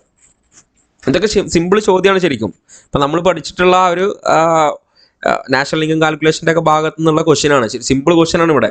ഇവിടെ എയും ബിയും സിയും ഏതൊക്കെയാണെന്ന് കാണാൻ പറഞ്ഞിട്ടുള്ളത്. എ ബി സി എങ്ങനെ കൂട്ടിച്ചേർത്ത മൂല്യം എങ്ങനെ കാണാം എന്നുള്ളത്. ഓക്കെ, ഉൽപ്പന്നം ഗോതമ്പും ബ്രെഡും ആണ്. ആദ്യത്തെ ഉൽപ്പന്നം കണ്ടോ? ഗോതമ്പ്, പിന്നെ ബ്രെഡ്, പിന്നെ കർഷകനും ബേക്കറിക്കാരനുമാണ് ഉൽപ്പാദകർ. അപ്പം നിങ്ങൾ നോക്കുക, എ ബി സി എങ്ങനെയാണ് ഇവിടെ കിട്ടുക? കൂട്ടിച്ചേർത്ത മൂല്യം എങ്ങനെയാണ് കാൽക്കുലേറ്റ് ചെയ്യുക? കൂട്ടിച്ചേർത്ത മൂല്യം കാണാനുള്ള ഇക്വേഷൻ എന്താണ്? അന്തിമ ഉൽപ്പന്നത്തിന് അന്തരാള ഉപഭോഗം കുറച്ച് കഴിഞ്ഞാൽ എന്ത് കിട്ടും? കൂട്ടിച്ചേർത്ത മൂല്യം കിട്ടും. സിമ്പിൾ അല്ലേ? 100 0 കുറച്ച് എത്ര വരിക? ഇവിടെ 100 ആയിരിക്കും ആൻസർ അല്ലേ? പിന്നെ ഇവിടെ എത്രയായിരിക്കും? 250 100 കുറച്ചാൽ എത്രയായിരിക്കും? ഇവിടെ 150 ആ അടിസ്ഥാനത്തിൽ ഇവിടെ 46ന്റെ ആൻസർ ഞാൻ പറയാൻ പോവാണ്. 46ൻ്റെത് സി ആണ് ആൻസർ. 46 സി ഉണ്ടോ? കൂട്ടിച്ചേർത്ത മൂല്യം എങ്ങനെ കാണും? അന്തിമ ഉൽപ്പന്ന മൂല്യത്തിൽ നിന്ന് അന്തരാള ഉപഭോഗം കുറച്ചാൽ മതി. അതാ 100 ഇവിടെ ഇല്ല എന്ന് പറഞ്ഞാൽ 0 ആണ്. 100 0 കുറച്ചാൽ 100. പിന്നെയോ 250 100 കുറച്ചാൽ, കാരണം അന്തിമ ഉൽപ്പന്നത്ത് അന്തരാള ഉപഭോഗം കുറച്ചാലാണ് എന്ത് കിട്ടുക? കൂട്ടിച്ചേർത്ത മൂല്യം കിട്ടുക. 250 100 കുറച്ചാൽ ഇവിടെ എത്രയാവും? 150 ആവും. പിന്നെ ഇവിടെ ടോട്ടൽ കോളല്ലേ, 100 150 250. സിമ്പിൾ ക്വസ്റ്റ്യൻ ആണ് ഇതൊക്കെ. ഓക്കെ, ഇനി അടുത്ത ക്വസ്റ്റ്യൻ 47ാമത്തെ ക്വസ്റ്റ്യൻ. ആപേക്ഷിക ചെലവനുകൂല സിദ്ധാന്തം, തിയറി ഓഫ് കമ്പാരിറ്റീവ് കോസ്റ്റ് അഡ്വാൻറ്റേജുമായി ബന്ധപ്പെട്ട് ശരിയായ പ്രസ്താവനകൾ ഏതെല്ലാം? പോസ് അടിക്കുക, ആൻസർ മാർക്ക് ചെയ്യാം. ഓക്കെ, ഞാനിവിടെ ആൻസർ പറയാണ്. 47 ബി ആണ് ആൻസർ. 1ഉം 2ഉം ആണ് ശരിയായിട്ടുള്ളത്. ഡേവിഡ് റിക്കാർഡോയാണ് ആപേക്ഷിക ചെലവനുകൂല സിദ്ധാന്തത്തിന്റെ ഉപജ്ഞാതാവ്. ഓക്കെ, കറക്റ്റാണ്. Principle of political economy and taxation എന്ന ബുക്കിലൂടെയാണ് റിക്കാർഡോ ഈ സിദ്ധാന്തം വിവരിക്കുന്നത്. ഇനി എന്തുകൊണ്ടാണ് 3 തെറ്റ്? ആപേക്ഷിക ചെലവനുകൂല ഘടകമല്ല, മറിച്ച് സമ്പൂർണ്ണ ചെലവനുകൂല ഘടകമാണ് അന്താരാഷ്ട്ര വ്യാപാരത്തെ നിയന്ത്രിക്കുന്ന അടിസ്ഥാന ഘടകമെന്ന് അഭിപ്രായപ്പെട്ടത്. ശരിക്കും ഇവിടെ എന്താ വരുന്നത്? സമ്പൂർണ്ണ ചെലവനുകൂല ഘടകമല്ല, മറിച്ച് ആപേക്ഷിക ചെലവനുകൂല ഘടകമാണെന്നുള്ളത് അന്താരാഷ്ട്ര വ്യാപാരത്തെ നിയന്ത്രിക്കുന്ന അടിസ്ഥാന ഘടന അഭിപ്രായപ്പെട്ടു എന്നുള്ളതാണ് ഇവിടെ ശരിയായിട്ട് വരേണ്ടത്. എന്താണ് വരേണ്ടത്? സമ്പൂർണ്ണ ചെലവനുകൂല ഘടകമല്ല, കാരണം അത് പറഞ്ഞത് ആരാ? ആഡം സ്മിത്ത് ആണ്. അബ്സല്യൂട്ട് കോസ്റ്റ് അഡ്വാൻറ്റേജ് തിയറത്തിൽ പറഞ്ഞത്. അദ്ദേഹം പറയാണ്, റിക്കാർഡോ പറഞ്ഞു സമ്പൂർണ്ണ ചെലവനുകൂല ഘടകമല്ല, ആപേക്ഷിക ചെലവനുകൂല ഘടകമാണ്. രാജ്യങ്ങൾ തമ്മിലുള്ള അവരുടെ ആപേക്ഷിക ചെലവനുകൂല ഘടകമാണെന്നുള്ളത് അന്താരാഷ്ട്ര വ്യാപാരത്തെ നിയന്ത്രിക്കുന്ന അടിസ്ഥാന ഘടകമെന്ന് ആരോ അഭിപ്രായപ്പെട്ടു? ഡേവിഡ് റിക്കാർഡോ അഭിപ്രായപ്പെട്ടു. ഓക്കെ, 48 സമ്പാദ്യ നിക്ഷേപം, സേവിങ് ഡെപ്പോസിറ്റുമായി ബന്ധപ്പെട്ട് ശരിയായ പ്രസ്താവനകൾ ഏതെല്ലാം എന്നുള്ളതാണ്. വായിച്ചു നോക്കുക. ഇതിൻ്റെ ആൻസർ 48ൻ്റെ ആൻസർ ഓപ്ഷൻ സി ആണ്. 1ഉം 2ഉം ആണ് ഇവിടെ ശരിയായിട്ടുള്ളത്. 48 സി. നോക്കിക്കോളുക. ഈ നിക്ഷേപത്തിന് ബാങ്കുകൾ കുറഞ്ഞ പലിശ നൽകുന്നു. ഏതിനും? നമ്മുടെ സേവിങ് ഡെപ്പോസിറ്റിന്. നിയന്ത്രണങ്ങൾക്ക് വിധേയമായി നിക്ഷേപകന് ഈ നിക്ഷേപത്തിൽ നിന്നും പണം പിൻവലിക്കാൻ അവസരമുണ്ട്. ഇനി 3, ഒരു ദിവസം തന്നെ ധാരാളം പ്രാവശ്യം പണം നിക്ഷേപിക്കാനും പിൻവലിക്കാനും സൗകര്യം നൽകുന്ന നിക്ഷേപമാണ്. അത് ഇതല്ല. അതേതാണ്? കറണ്ട് ഡെപ്പോസിറ്റ് ആണ്. ഓക്കെ, പ്രചലിത നിക്ഷേപം എന്ന് പറയും. മലയാളം കൂടി അതിൻ്റെ കൂടെ പഠിച്ചു പോകാം കേട്ടോ. ഇനി വ്യവസായങ്ങൾക്കും വ്യാപാരികൾക്കുമാണ് ഇത്തരം നിക്ഷേപങ്ങൾ കൂടുതലായി ഉപയോഗിക്കുന്നത്. ആരാണ്? കറണ്ട് അക്കൗണ്ട് ഉപയോഗിക്കുന്നത് വ്യവസായികളും വ്യാപാരികളുമാണ്. ഓക്കെ, അപ്പോൾ 1, 2 സേവിങ് ഡെപ്പോസിറ്റ് ആയിട്ട് വരുന്നത്. 3ഉം 4ഉം കറണ്ട് അക്കൗണ്ടാണ്, പ്രചലിത നിക്ഷേപവുമായി ബന്ധപ്പെട്ടതാണ്. അടുത്ത ചോദ്യം കണ്ടോ, ശരിയായ പ്രസ്താവനകൾ ഏതെല്ലാം? ഓക്കെ, അപ്പോൾ ക്വസ്റ്റ്യൻ വായിച്ചിട്ട് ഏതൊക്കെയാണ് ശരിയായ പ്രസ്താവനകൾ എന്നുള്ളത് മാർക്ക് ചെയ്യുക. 49ൻ്റെ ആൻസർ ഓപ്ഷൻ ഡി ആണ്. 49 ഓപ്ഷൻ ഡി ആണ് ശരിയായിട്ടുള്ളത്. പണപ്പെരുപ്പ സമയത്ത് OMO സെക്യൂരിറ്റികൾ വിൽക്കുന്നു. ഓപ്പൺ മാർക്കറ്റ് ഓപ്പറേഷൻ എന്നാട്ടോ OMO എന്ന് പറയുന്നത്, ഓപ്പൺ മാർക്കറ്റ് ഓപ്പറേഷൻ. അപ്പോൾ അത് ശരിയാണ് അല്ലേ? 49 ഡി ആണെന്ന് പറഞ്ഞു. പണപ്പെരുപ്പ സമയത്ത് എന്ത് ചെയ്യുന്നു? ഓപ്പൺ മാർക്കറ്റ് ഓപ്പറേഷൻ എന്ത് ചെയ്യുന്നു? സെക്യൂരിറ്റികൾ വാങ്ങുന്നു. പണപ്പെരുപ്പം ഉണ്ടാകുന്ന സമയത്ത്, ഇൻഫ്ലേഷൻ ഉണ്ടാകുന്ന സമയത്ത്. എന്നാൽ ഡിഫ്ലേഷൻ ഉണ്ടാകുന്ന സമയത്തോ, പണച്ചുരുക്ക സമയത്ത് എന്ത് ചെയ്യുന്നു? സെക്യൂരിറ്റികൾ ഇവർ വിൽക്കുന്നു എന്നുള്ളതാണ്. ഇനി പണപ്പെരുപ്പ സമയത്ത് എന്ത് ചെയ്യുന്നു? ബാങ്ക് റേറ്റ് എന്താ ചെയ്യുക? കുറക്കുകയാണ് ചെയ്യുക. പണച്ചുരുക്ക സമയത്ത് എന്ത് ചെയ്യുന്നു? ബാങ്ക് റേറ്റ് കൂട്ടുകയാണ് ചെയ്യുക. ഓക്കെ, അടുത്ത ഒരു സിമ്പിൾ ചോദ്യം എന്ന് പറഞ്ഞാൽ സിമ്പിൾ ചോദ്യം. ഇതിൻ്റെ ടേബിളും വലുപ്പമൊന്നും കണ്ട് ഞെട്ടേണ്ട ആവശ്യമൊന്നുമില്ല. ഇങ്ങനെയൊക്കെ ഒരു ചോദ്യം വന്നു കഴിഞ്ഞാൽ നമുക്ക് ഫ്രീ ഹിറ്റാണ്. ഒരു മാർക്ക് എന്തായാലും നമുക്ക് അടിക്കാൻ പറ്റും. താഴെ കൊടുത്ത അസന്തത ദത്തങ്ങളിൽ നിന്ന് ബഹുലകം കാണുക. ഓക്കെ, ഇനി ഇതിൻ്റെ ക്ലാസ് നമ്മൾ ചെയ്തിട്ടുണ്ടായിരുന്നു. എൻ്റെ ലിങ്ക് ഞാൻ താഴെ കൊടുക്കുന്നുണ്ട്. സ്റ്റാറ്റിയുടെ നിങ്ങൾ ഒറ്റ മാർക്കും പോകില്ല. അത് പഠിച്ചു കഴിഞ്ഞാൽ എങ്ങനെയാണത് ചെയ്യേണ്ടതെന്ന് സിമ്പിളായിട്ട് അത് എക്സ്പ്ലെയിൻ ചെയ്തിട്ടുണ്ട്. സ്റ്റാറ്റി ഫുൾ മാർക്ക് നിങ്ങൾക്ക് കിട്ടും. അപ്പോൾ ഇവിടെ ചെയ്യേണ്ട കാര്യം എങ്ങനെയാണിത് കാണേണ്ടത്? ബഹുലകം കാണേണ്ടത്. ഈ ബഹുലകം എന്ന് പറഞ്ഞാൽ നമ്മളൊക്കെ വിശദീകരിച്ചിട്ടുണ്ട്. തന്നിട്ടുള്ള ഡേറ്റയിൽ ഏറ്റവും കൂടുതൽ ആവർത്തിച്ച് വന്നതെന്നാണ് നോക്കേണ്ടത്. അപ്പോൾ നമ്മൾ ഈ ഡേറ്റ എങ്ങനെ നോക്കിയിട്ട് ഇതിൽ ആവർത്തിച്ച് വന്ന എന്തെങ്കിലും ഉണ്ടോ, ഇവിടെ എന്തെങ്കിലും ആവർത്തിച്ച് വന്നുണ്ടോ എന്നൊക്കെ നമ്മൾ നോക്കും. ഇനിയിപ്പോൾ നമ്മൾ ആദ്യത്തെ പോയിട്ട് ആദ്യം കാണാനെന്നൊക്കെ വിചാരിച്ച് ചില ആളുകൾ എന്ത് ചെയ്യും? ഓടിച്ചെന്ന് 5ഉം 3ഉം കുടിച്ച് ഇവിടെ എഴുതുന്നു, 8ഉം 11ഉം മൾട്ടിപ്ലൈ ചെയ്യുന്നു. അങ്ങനെ ഇതിൻ്റെ ആൻസർ ഇവിടെ എടുക്കുന്നു. എന്നിട്ട് എന്ത് ചെയ്യാണ്? ഇവിടെ അതിൻ്റെ ടോട്ടൽ എടുക്കുന്നു. എന്നിട്ട് ആ ടോട്ടലിനെ ഇവിടുത്തെ ടോട്ടൽ കൊണ്ട് ഹരിക്കുന്നു. എന്നിട്ടൊരു ആൻസർ ഉണ്ടാവും. ആ ആൻസർ ഓപ്ഷനിലുണ്ടാവും, തെറ്റുന്നു. ബഹുലകം കാണാൻ എന്ത് ചെയ്യണ്ട? ഒന്നും ചെയ്യണ്ട. ഇനങ്ങളുടെ എണ്ണം കണ്ടോ? ഈ ഇനങ്ങളുടെ എണ്ണത്തിൽ 3, 11, 24, 40, 30, 19, 18, 7 ഇതിൽ ഏറ്റവും വലിയ ഇനം ഏതാ? 40 അല്ലേ? ഓക്കെ, ഈ 40 ഉത്തരം. അല്ല, ഓപ്ഷനിൽ 40 ഉണ്ട്. അല്ല, ആരാണ്? 40 നേരെയുള്ള വലിപ്പം, അതാണ് നമ്മുടെ ബഹുലകം. ഓക്കെ, എന്താ അവിടെ ഉദ്ദേശിച്ച്? സിമ്പിൾ കാര്യമില്ല. ബഹുലകം എന്ന് പറഞ്ഞാൽ ഏറ്റവും കൂടുതൽ ആവർത്തിച്ചു വന്നാ. നിങ്ങൾ തന്നെ നോക്കൂ, ഇവിടെ ഏറ്റവും കൂടുതൽ ആവർത്തിച്ചത് ഇപ്പോൾ എന്തിൻ്റെങ്കിലും ഷർട്ടിൻ്റെ എന്തിൻ്റെങ്കിലൊക്കെ സൈസാന്ന് വിചാരിച്ചോളൂ. അപ്പോൾ ഇവിടെ 12 സൈസുള്ള അല്ലെങ്കിൽ വലിപ്പമുള്ള 40 ആളുകളുണ്ട്. അപ്പോൾ അതെല്ലാം ഏറ്റവും കൂടുതൽ ആവർത്തിച്ചു വന്നത്. അപ്പോൾ അതുകൊണ്ട് തന്നെ ഇവിടെ ആൻസർ ഏതാണ്? 12 ആണ്. അപ്പോൾ ഇങ്ങനെയുള്ളൊരു ചോദ്യം വന്നു കഴിഞ്ഞാൽ ചെയ്യേണ്ടത് എന്താണ്? ബഹുലകം കാണാനാണോ നോക്കുക? ബഹുലകം കാണാനാണെങ്കിൽ ഇങ്ങനെയാണ് ക്വസ്റ്റ്യൻ വന്നിട്ടുണ്ടെങ്കിൽ ഇനങ്ങൾ എടുക്കുക. ഇനങ്ങളിൽ ഏറ്റവും വലുതൊന്നുണ്ടാവും, അതിന് നേരെയുള്ള അതായിരിക്കും എന്തുള്ളത്? എക്സ് വാല്യൂ ആയിരിക്കും അവിടെ ബഹുലകം എന്ന് പറയുന്നത്. അല്ലേ? സിമ്പിൾ അല്ലേ? ഒരു മാർക്ക്. പിന്നെ അടുത്തത്, ഇന്ത്യയുടെ തൊഴിൽ ഘടനയുമായി ബന്ധപ്പെട്ട് 2019 ശരിയായ ശതമാനം ഏതാണ്? അതായത് 2019, 2020 ഇന്ത്യയിൽ പ്രാഥമിക മേഖലയിൽ എത്ര ശതമാനം ആളുണ്ട്, ദ്വിതീയ മേഖലയിൽ എത്ര ശതമാനം ആളുണ്ട്, തൃതീയ മേഖലയിൽ എത്ര ശതമാനം ആളുണ്ട് എന്നുള്ള ഡേറ്റ കൊടുത്തിട്ടുള്ളത്. ഈ 1, 2, 3, 4 എന്ന് കൊടുത്തിട്ടുള്ളത് ഇത് ശരിയായിട്ടുള്ളത് ഏതാണെന്നാണ് നമ്മൾ കണ്ടെത്തേണ്ടത്. ഓക്കെ, അപ്പോൾ 2019, 2020 കേട്ടോ തൊഴിലാളികൾ പ്രാഥമിക, ദ്വിതീയ, തൃതീയ മേഖലയിൽ. 51 ആൻസർ ഞാൻ പറയാണ്, നിങ്ങൾ പോസ് ചെയ്ത ആൻസർ എഴുതിക്കൊള്ളുക. 51A ഒന്നാമത്തതാണ് ശരിയായിട്ടുള്ളത്. അപ്പോൾ 2019-20 പ്രാഥമിക മേഖലയിൽ 43.5% ആളുകളുണ്ടായിരുന്നു. ദ്വിതീയ മേഖലയിലോ 24.19 ആളുകൾ, തൃതീയ മേഖലയിൽ 32.36 ആളുകൾ. ഓക്കെ, അപ്പോൾ ഇതാണ് ഇവിടെ ശരിയായിട്ടുള്ളത്. 43.5 പ്രാഥമിക മേഖല, 24.19% ആളുകൾ ദ്വിതീയ മേഖലയിൽ, 32.36 തൃതീയ മേഖലയിൽ. ഇത് ഓരോ മേഖലയിൽ നിന്നുള്ള വരുമാനമല്ല കേട്ടോ, അതിൽ ജോലി ചെയ്യുന്ന ആളുകളാണ്. ടെക്സ്റ്റ് ബുക്കിലുള്ള പോയിന്റാണിത്. ടെക്സ്റ്റ് ബുക്കിൽ ഇതേപോലെ ഡേറ്റ കൊടുത്തിട്ടുണ്ട്, ആ ക്വസ്റ്റ്യൻ എടുക്കുകയാണ് ചെയ്തിട്ടുള്ളത്. ഓക്കെ, ഞാൻ പറഞ്ഞു നമ്മുടെ ടെക്സ്റ്റ് ബുക്കിലെ ക്വസ്റ്റ്യൻസ് ആണ് ഇതെല്ലാം. ഇനി അടുത്തത്, സ്വയം തൊഴിൽ പദ്ധതികളുമായി ബന്ധപ്പെട്ട് ശരിയായ പ്രസ്താവനകൾ ഏതെല്ലാം എന്നാണ് ചോദ്യം. സ്വയം തൊഴിൽ പദ്ധതികളുമായി ബന്ധപ്പെട്ട് ഡേറ്റ് ഒക്കെ കൊടുത്തിട്ടുണ്ട്, അപ്പോൾ അത് നോക്കി നമ്മളത് ചെയ്യണം. അപ്പോൾ ഇത് കുറച്ച് ബുദ്ധിമുട്ടാണ് ക്വസ്റ്റ്യൻ. 52 ആൻസർ ഏതാണ്? കിട്ടിയോ? എല്ലാം ശരിയാണോ? അല്ല, 52C ആണ്. 3 മാത്രമാണ് ശരി. നോക്കിക്കോളുക. 2010-11 സാമ്പത്തിക വർഷത്തിലാണ് ശരണ്യ സ്വയം തൊഴിൽ പദ്ധതി ആരംഭിക്കുന്നത്. ഈ ഒരു കൈവല്യ, നവജീവൻ, അതുപോലെ ശരണ്യ എന്നുള്ളതൊക്കെ 6ാം ക്ലാസ്സിലോ 5ലും തോന്നുന്നു പുതിയ ടെക്സ്റ്റ് ബുക്കിലുള്ള പോയിന്റുകളാണിത്. പക്ഷെ അതിൽ ഡേറ്റ് കൊടുത്തിട്ടില്ല. ഇങ്ങനെ സ്വയം തൊഴിൽ പദ്ധതികൾ ഇവയാണെന്ന് പറഞ്ഞിട്ടുള്ളത്. അപ്പം നമുക്ക് അത് ആ ഡേറ്റ് രീതിയിൽ ചോദിക്കാം എന്നുള്ളതാണ്. കൈവല്യ പദ്ധതി 2000 എന്നാണ്. കൈവല്യ പദ്ധതി 2016 ആരംഭിച്ചത്. നവജീവൻ പദ്ധതി 2021 ഫെബ്രുവരി 13 ആരംഭിച്ചത്. ഓക്കെ, നവജീവൻ 2021 ഫെബ്രുവരി 13 കൈവല്യ 2016 പിന്നെ 2010-11 സാമ്പത്തിക വർഷത്തിലാണ് ശരണ്യ സ്വയം തൊഴിൽ പദ്ധതി ആരംഭിക്കുന്നത്. ഓക്കെ, ഇനി ഇത് വളരെ ഇമ്പോർട്ടൻ്റ് ആണ്, നമ്മുടെ ടെക്സ്റ്റ് ബുക്കിലുള്ള പോയിന്റ് ആണ് ഇതൊക്കെ. നമ്മുടെ സുസ്ഥിര വികസന ലക്ഷ്യങ്ങളുമായി ബന്ധപ്പെട്ട് ശരിയായ ജോഡികൾ ഏതെല്ലാം എന്നാണ് ചോദിച്ചിട്ടുള്ളത്. ഓക്കെ, വളരെ നല്ലൊരു ക്വസ്റ്റ്യൻ ആണ്. സുസ്ഥിര വികസന ലക്ഷ്യങ്ങളുമായി ബന്ധപ്പെട്ട് ഏകദേശം 17ഓളം ലക്ഷ്യങ്ങളുണ്ട്. ഈ 17 ലക്ഷ്യങ്ങളും ടെക്സ്റ്റ് ബുക്കിൽ കറക്റ്റ് കൊടുത്തിട്ടുണ്ട്. ഓക്കെ, ടെക്സ്റ്റ് ബുക്കിൽ 17 ലക്ഷ്യങ്ങൾ ഇതാണെന്ന് പറഞ്ഞിട്ട് അതിൽ കറക്റ്റ് ചിത്രങ്ങൾ സഹിതം എന്ത് ചെയ്യുന്നുണ്ട്? ടെക്സ്റ്റ് ബുക്കിൽ, പുതിയ ടെക്സ്റ്റ് ബുക്കിൽ കൊടുത്തിട്ടുണ്ട്. അപ്പോൾ പഠിക്കൽ നിർബന്ധമാണ്. അപ്പോൾ ഇതിൽ ശരിയായ ജോഡികൾ ഏതൊക്കെയാണ്? പോസ് അടിച്ചിട്ട് ചെയ്യുക. 53 ആൻസർ D ആണ് ആൻസർ. ABCD 53 ABCD ഏതൊക്കെയാ? ABCD. 1 ദാരിദ്ര്യ നിർമ്മാർജ്ജനം, 2 വിശപ്പില്ലാത്ത അവസ്ഥ, 3 നല്ല ആരോഗ്യം ക്ഷേമം, 4ാമത്തെ ലക്ഷ്യം ഗുണമേന്മയുള്ള വിദ്യാഭ്യാസം, 5ാമത്തത് മാന്യമായ തൊഴിലും സാമ്പത്തിക വളർച്ചയും, 6 താങ്ങാനാവുന്നതും ശുദ്ധമായതുമായ ഊർജം.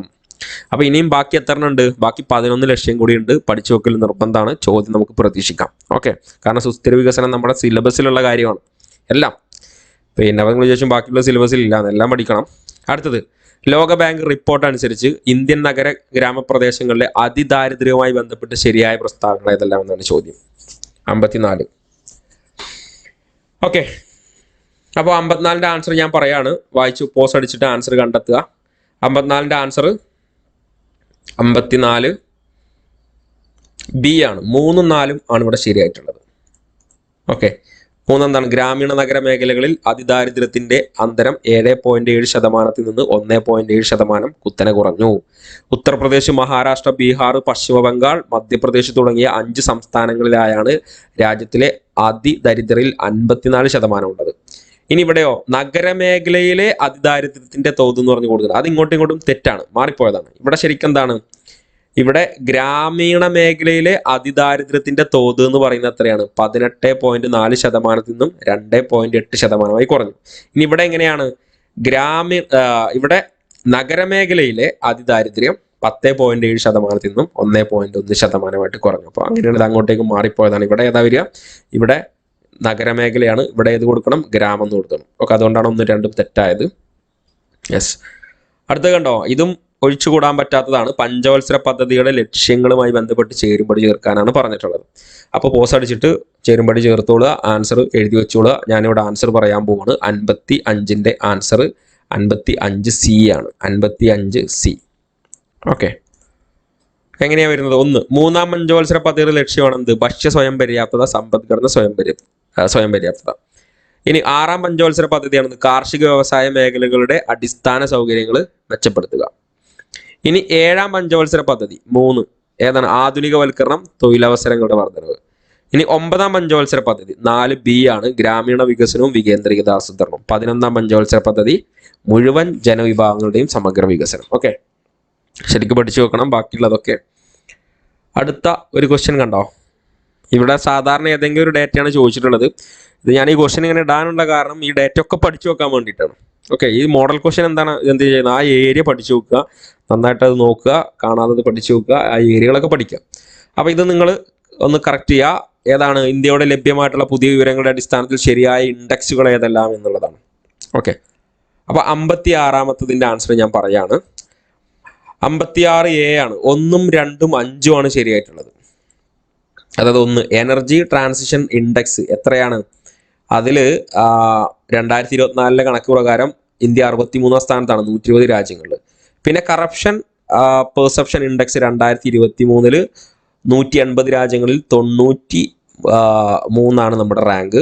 ഇനി 5ാമത്തത് ഹ്യൂമൻ ഡെവലപ്മെന്റ് ഇൻഡെക്സ് റിപ്പോർട്ട് 2023-24 ഇതൊക്കെ ചോദിച്ചതാണ് കഴിഞ്ഞ പരീക്ഷകളിലൊക്കെ.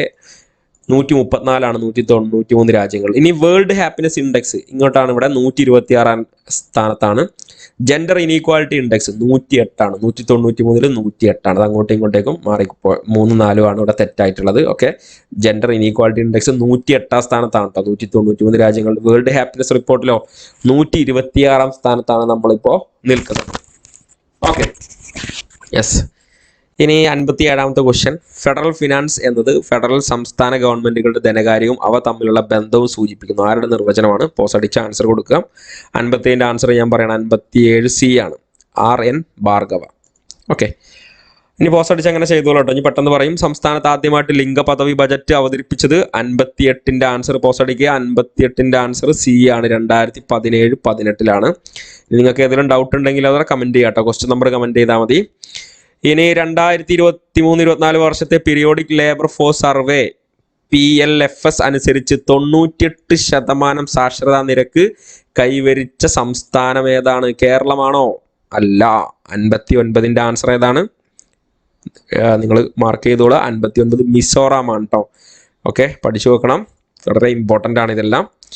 ഇനി 60ാമത്തെ ക്വസ്റ്റ്യൻ കണ്ടോ, ടെക്സ്റ്റ് ബുക്കിലെ അതേ ഇൻഡെക്സ് വെച്ചിട്ടാണ് ഇത് ചെയ്തിട്ടുള്ളത്. ലിംഗപദവി അനുസരിച്ച് ഇന്ത്യയിലെ തൊഴിൽ പങ്കാളിത്ത നിരക്ക് 2017 മുതൽ 2023 വരെ ബന്ധപ്പെട്ട ശരിയായ പ്രസ്താവനകൾ ഏതെല്ലാം? ടെക്സ്റ്റ് ബുക്കിൽ പുതിയ ഡേറ്റയാണ്. ഏതാണ്? വായിച്ചു നോക്കിയിട്ട് ആൻസർ നോക്കുക. ഞാൻ പറയാണ് 60ന്റെ ആൻസർ B ആണ്. 1, 4 ആണ് ഇവിടെ ശരിയായിട്ടുള്ളത്. 1, 4 ആണ് ശരിയായിട്ടുള്ളത്. ഓക്കെ, അപ്പം നോക്കുക. 2017-18 ഇന്ത്യയുടെ പുരുഷ തൊഴിൽ പങ്കാളിത്ത നിരക്ക് 75.1 ആയിരുന്നു. പിന്നെയോ 2022-23 ഇന്ത്യയിൽ സ്ത്രീ തൊഴിൽ പങ്കാളിത്ത നിരക്ക് 31.6 ആയിരുന്നു. ഓക്കെ, ബാക്കിയുള്ളത് തെറ്റാണത് നിങ്ങൾ കറക്റ്റ് ചെയ്തിട്ട് കമന്റ് ചെയ്യാം. 61ാമത്തത് അമേരിക്കൻ സാമൂഹ്യ ശാസ്ത്രജ്ഞനായ ഡാഷ് 1954 ആരാണെന്നുള്ളതാണ് രചിച്ച ദി സോഷ്യോളജിക്കൽ ഇമാജിനേഷൻ എന്ന പുസ്തകത്തിലാണ് സാമൂഹ്യശാസ്ത്ര സങ്കല്പം എന്ന സങ്കല്പം ആദ്യം അവതരിപ്പിക്കുന്നത്. ആരാണ്? പോസ് അടിച്ച് ചെയ്യുക. 61ൻ്റെത് ഞാൻ പറയാണ്. 61ൻ്റെത് ചാൾസ് റൈറ്റ് മിൽസ് ആണ് ആൻസർ. Charles Wright Mills. ഇനി 62 1897 പ്രസിദ്ധീകരിച്ച സൂയിസൈഡ് എന്ന പുസ്തകം ആരുടേതാണ്? SCERT പുതിയ ടെക്സ്റ്റ് ബുക്കിലെ ചോദ്യമാണ്. സൂയിസൈഡ് ആരുടെ പുസ്തകമാണ്? ഇതൊരുപാട് ആളുകൾക്ക് അറിയായിരിക്കും. 62D ആണ്. എമിലി ദുർക്കിമിൻ്റെ പുസ്തകമാണിത്. ഇനിയോ 63, തെരഞ്ഞെടുപ്പിൻ്റെ വിവിധ ഘട്ടങ്ങൾ ശരിയായി ക്രമീകരിക്കുക. നിങ്ങൾ നോക്കുക, ഈ ചോദ്യമൊക്കെ 6ാം ക്ലാസ്സിലെ ക്വസ്റ്റ്യൻ ആണ്, 7ാം ക്ലാസ്സിലെ ക്വസ്റ്റ്യൻ ആണ് കേട്ടോ. തിരഞ്ഞെടുപ്പിലെ വിവിധ ഘട്ടങ്ങൾ ശരിയായി ക്രമീകരിക്കുക. നമ്മൾ സിമ്പിളായിട്ട് തോന്നും, ഇതൊക്കെ കണ്ടിട്ടുണ്ടാവും ടെക്സ്റ്റ് ബുക്കിൽ. നമ്മളിതിന് നോട്ടൊക്കെ നമ്മൾ കൊടുത്തിട്ടുണ്ടായിരുന്നു. അപ്പോൾ നമ്മൾ എന്ത് ചെയ്യണം, ഇത് സിമ്പിളായിട്ട് ഒഴിവാക്കി കളയണം. പക്ഷെ ഇങ്ങനെ ഒരു തന്നു കഴിഞ്ഞാൽ, ഇതേപോലെ തന്നെ ഓപ്ഷനൊക്കെ വന്നു കഴിഞ്ഞാൽ നമ്മൾ എന്ത് ചെയ്യും, ഇത് കിളിവാകുന്നൊരു ക്വസ്റ്റ്യനാണ് ശരിക്കും, അല്ലേ? അല്ലെങ്കിൽ ശരിക്കും ശ്രദ്ധിച്ചത് എന്ത് ചെയ്യണം, അറ്റൻഡ് ചെയ്യണം. നോക്കുക, 63ൻ്റെ നിങ്ങളൊന്ന് ചെയ്ത് നോക്കുക. 63ൻ്റെ ആൻസർ ഞാൻ പറയാണ്. 63A ആണ് ആൻസർ. ഓക്കെ, 63A ആണ്. ആദ്യം ഏത് വരും? തെരഞ്ഞെടുപ്പ് ഉദ്യോഗസ്ഥരെ നിയമിക്കണം, പിന്നെ തെരഞ്ഞെടുപ്പ് വിജ്ഞാപനം വരും, പിന്നെ നാമനിർദ്ദേശ പത്രിക സമർപ്പിക്കൽ വരും, പിന്നെ നാമനിർദ്ദേശ പത്രിക പിൻവാങ്ങലാണ്. ഓക്കെ, പിന്നെ ഏത് വരും? തിരഞ്ഞെടുപ്പ് പ്രചരണം വരുന്നു, ഏറ്റവും ലാസ്റ്റ് വോട്ടെടുപ്പ്. ഓക്കെ അല്ലേ? ചിലപ്പോൾ ഇതെല്ലാവർക്കും ഈസി ആയിട്ടുണ്ടാവും. ഇനി ശരിയായ ജോഡികൾ ഏതല്ല? വർഷം അവിടെ കൊടുത്തിട്ടുണ്ട്, ടെക്സ്റ്റ് ബുക്കിലുള്ളതാണ്. ഇതൊക്കെ ടെക്സ്റ്റ് ബുക്കിലുള്ള പോയിന്റുകളാണ്. 64ാമത്തെ ആൻസർ ഞാൻ പറയാൻ പോവാണ്, വായിച്ചു നോക്കി ചെയ്യുക. 64ൻ്റെ ആൻസർ C ആണ്. 2, 3, 4 ആണ് ഇവിടെ ശരിയായിട്ടുള്ളത്.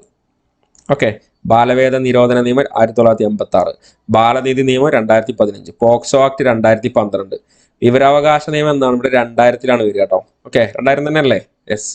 പിന്നെ അടുത്തത് ടെക്സ്റ്റ് ബുക്കിൽ അടുത്ത ക്വസ്റ്റ്യൻ ആണ്, ഭേദഗതികളുമായി ബന്ധപ്പെട്ട് ശരിയായ കാര്യങ്ങൾ ഏതെല്ലാം നോക്കുക.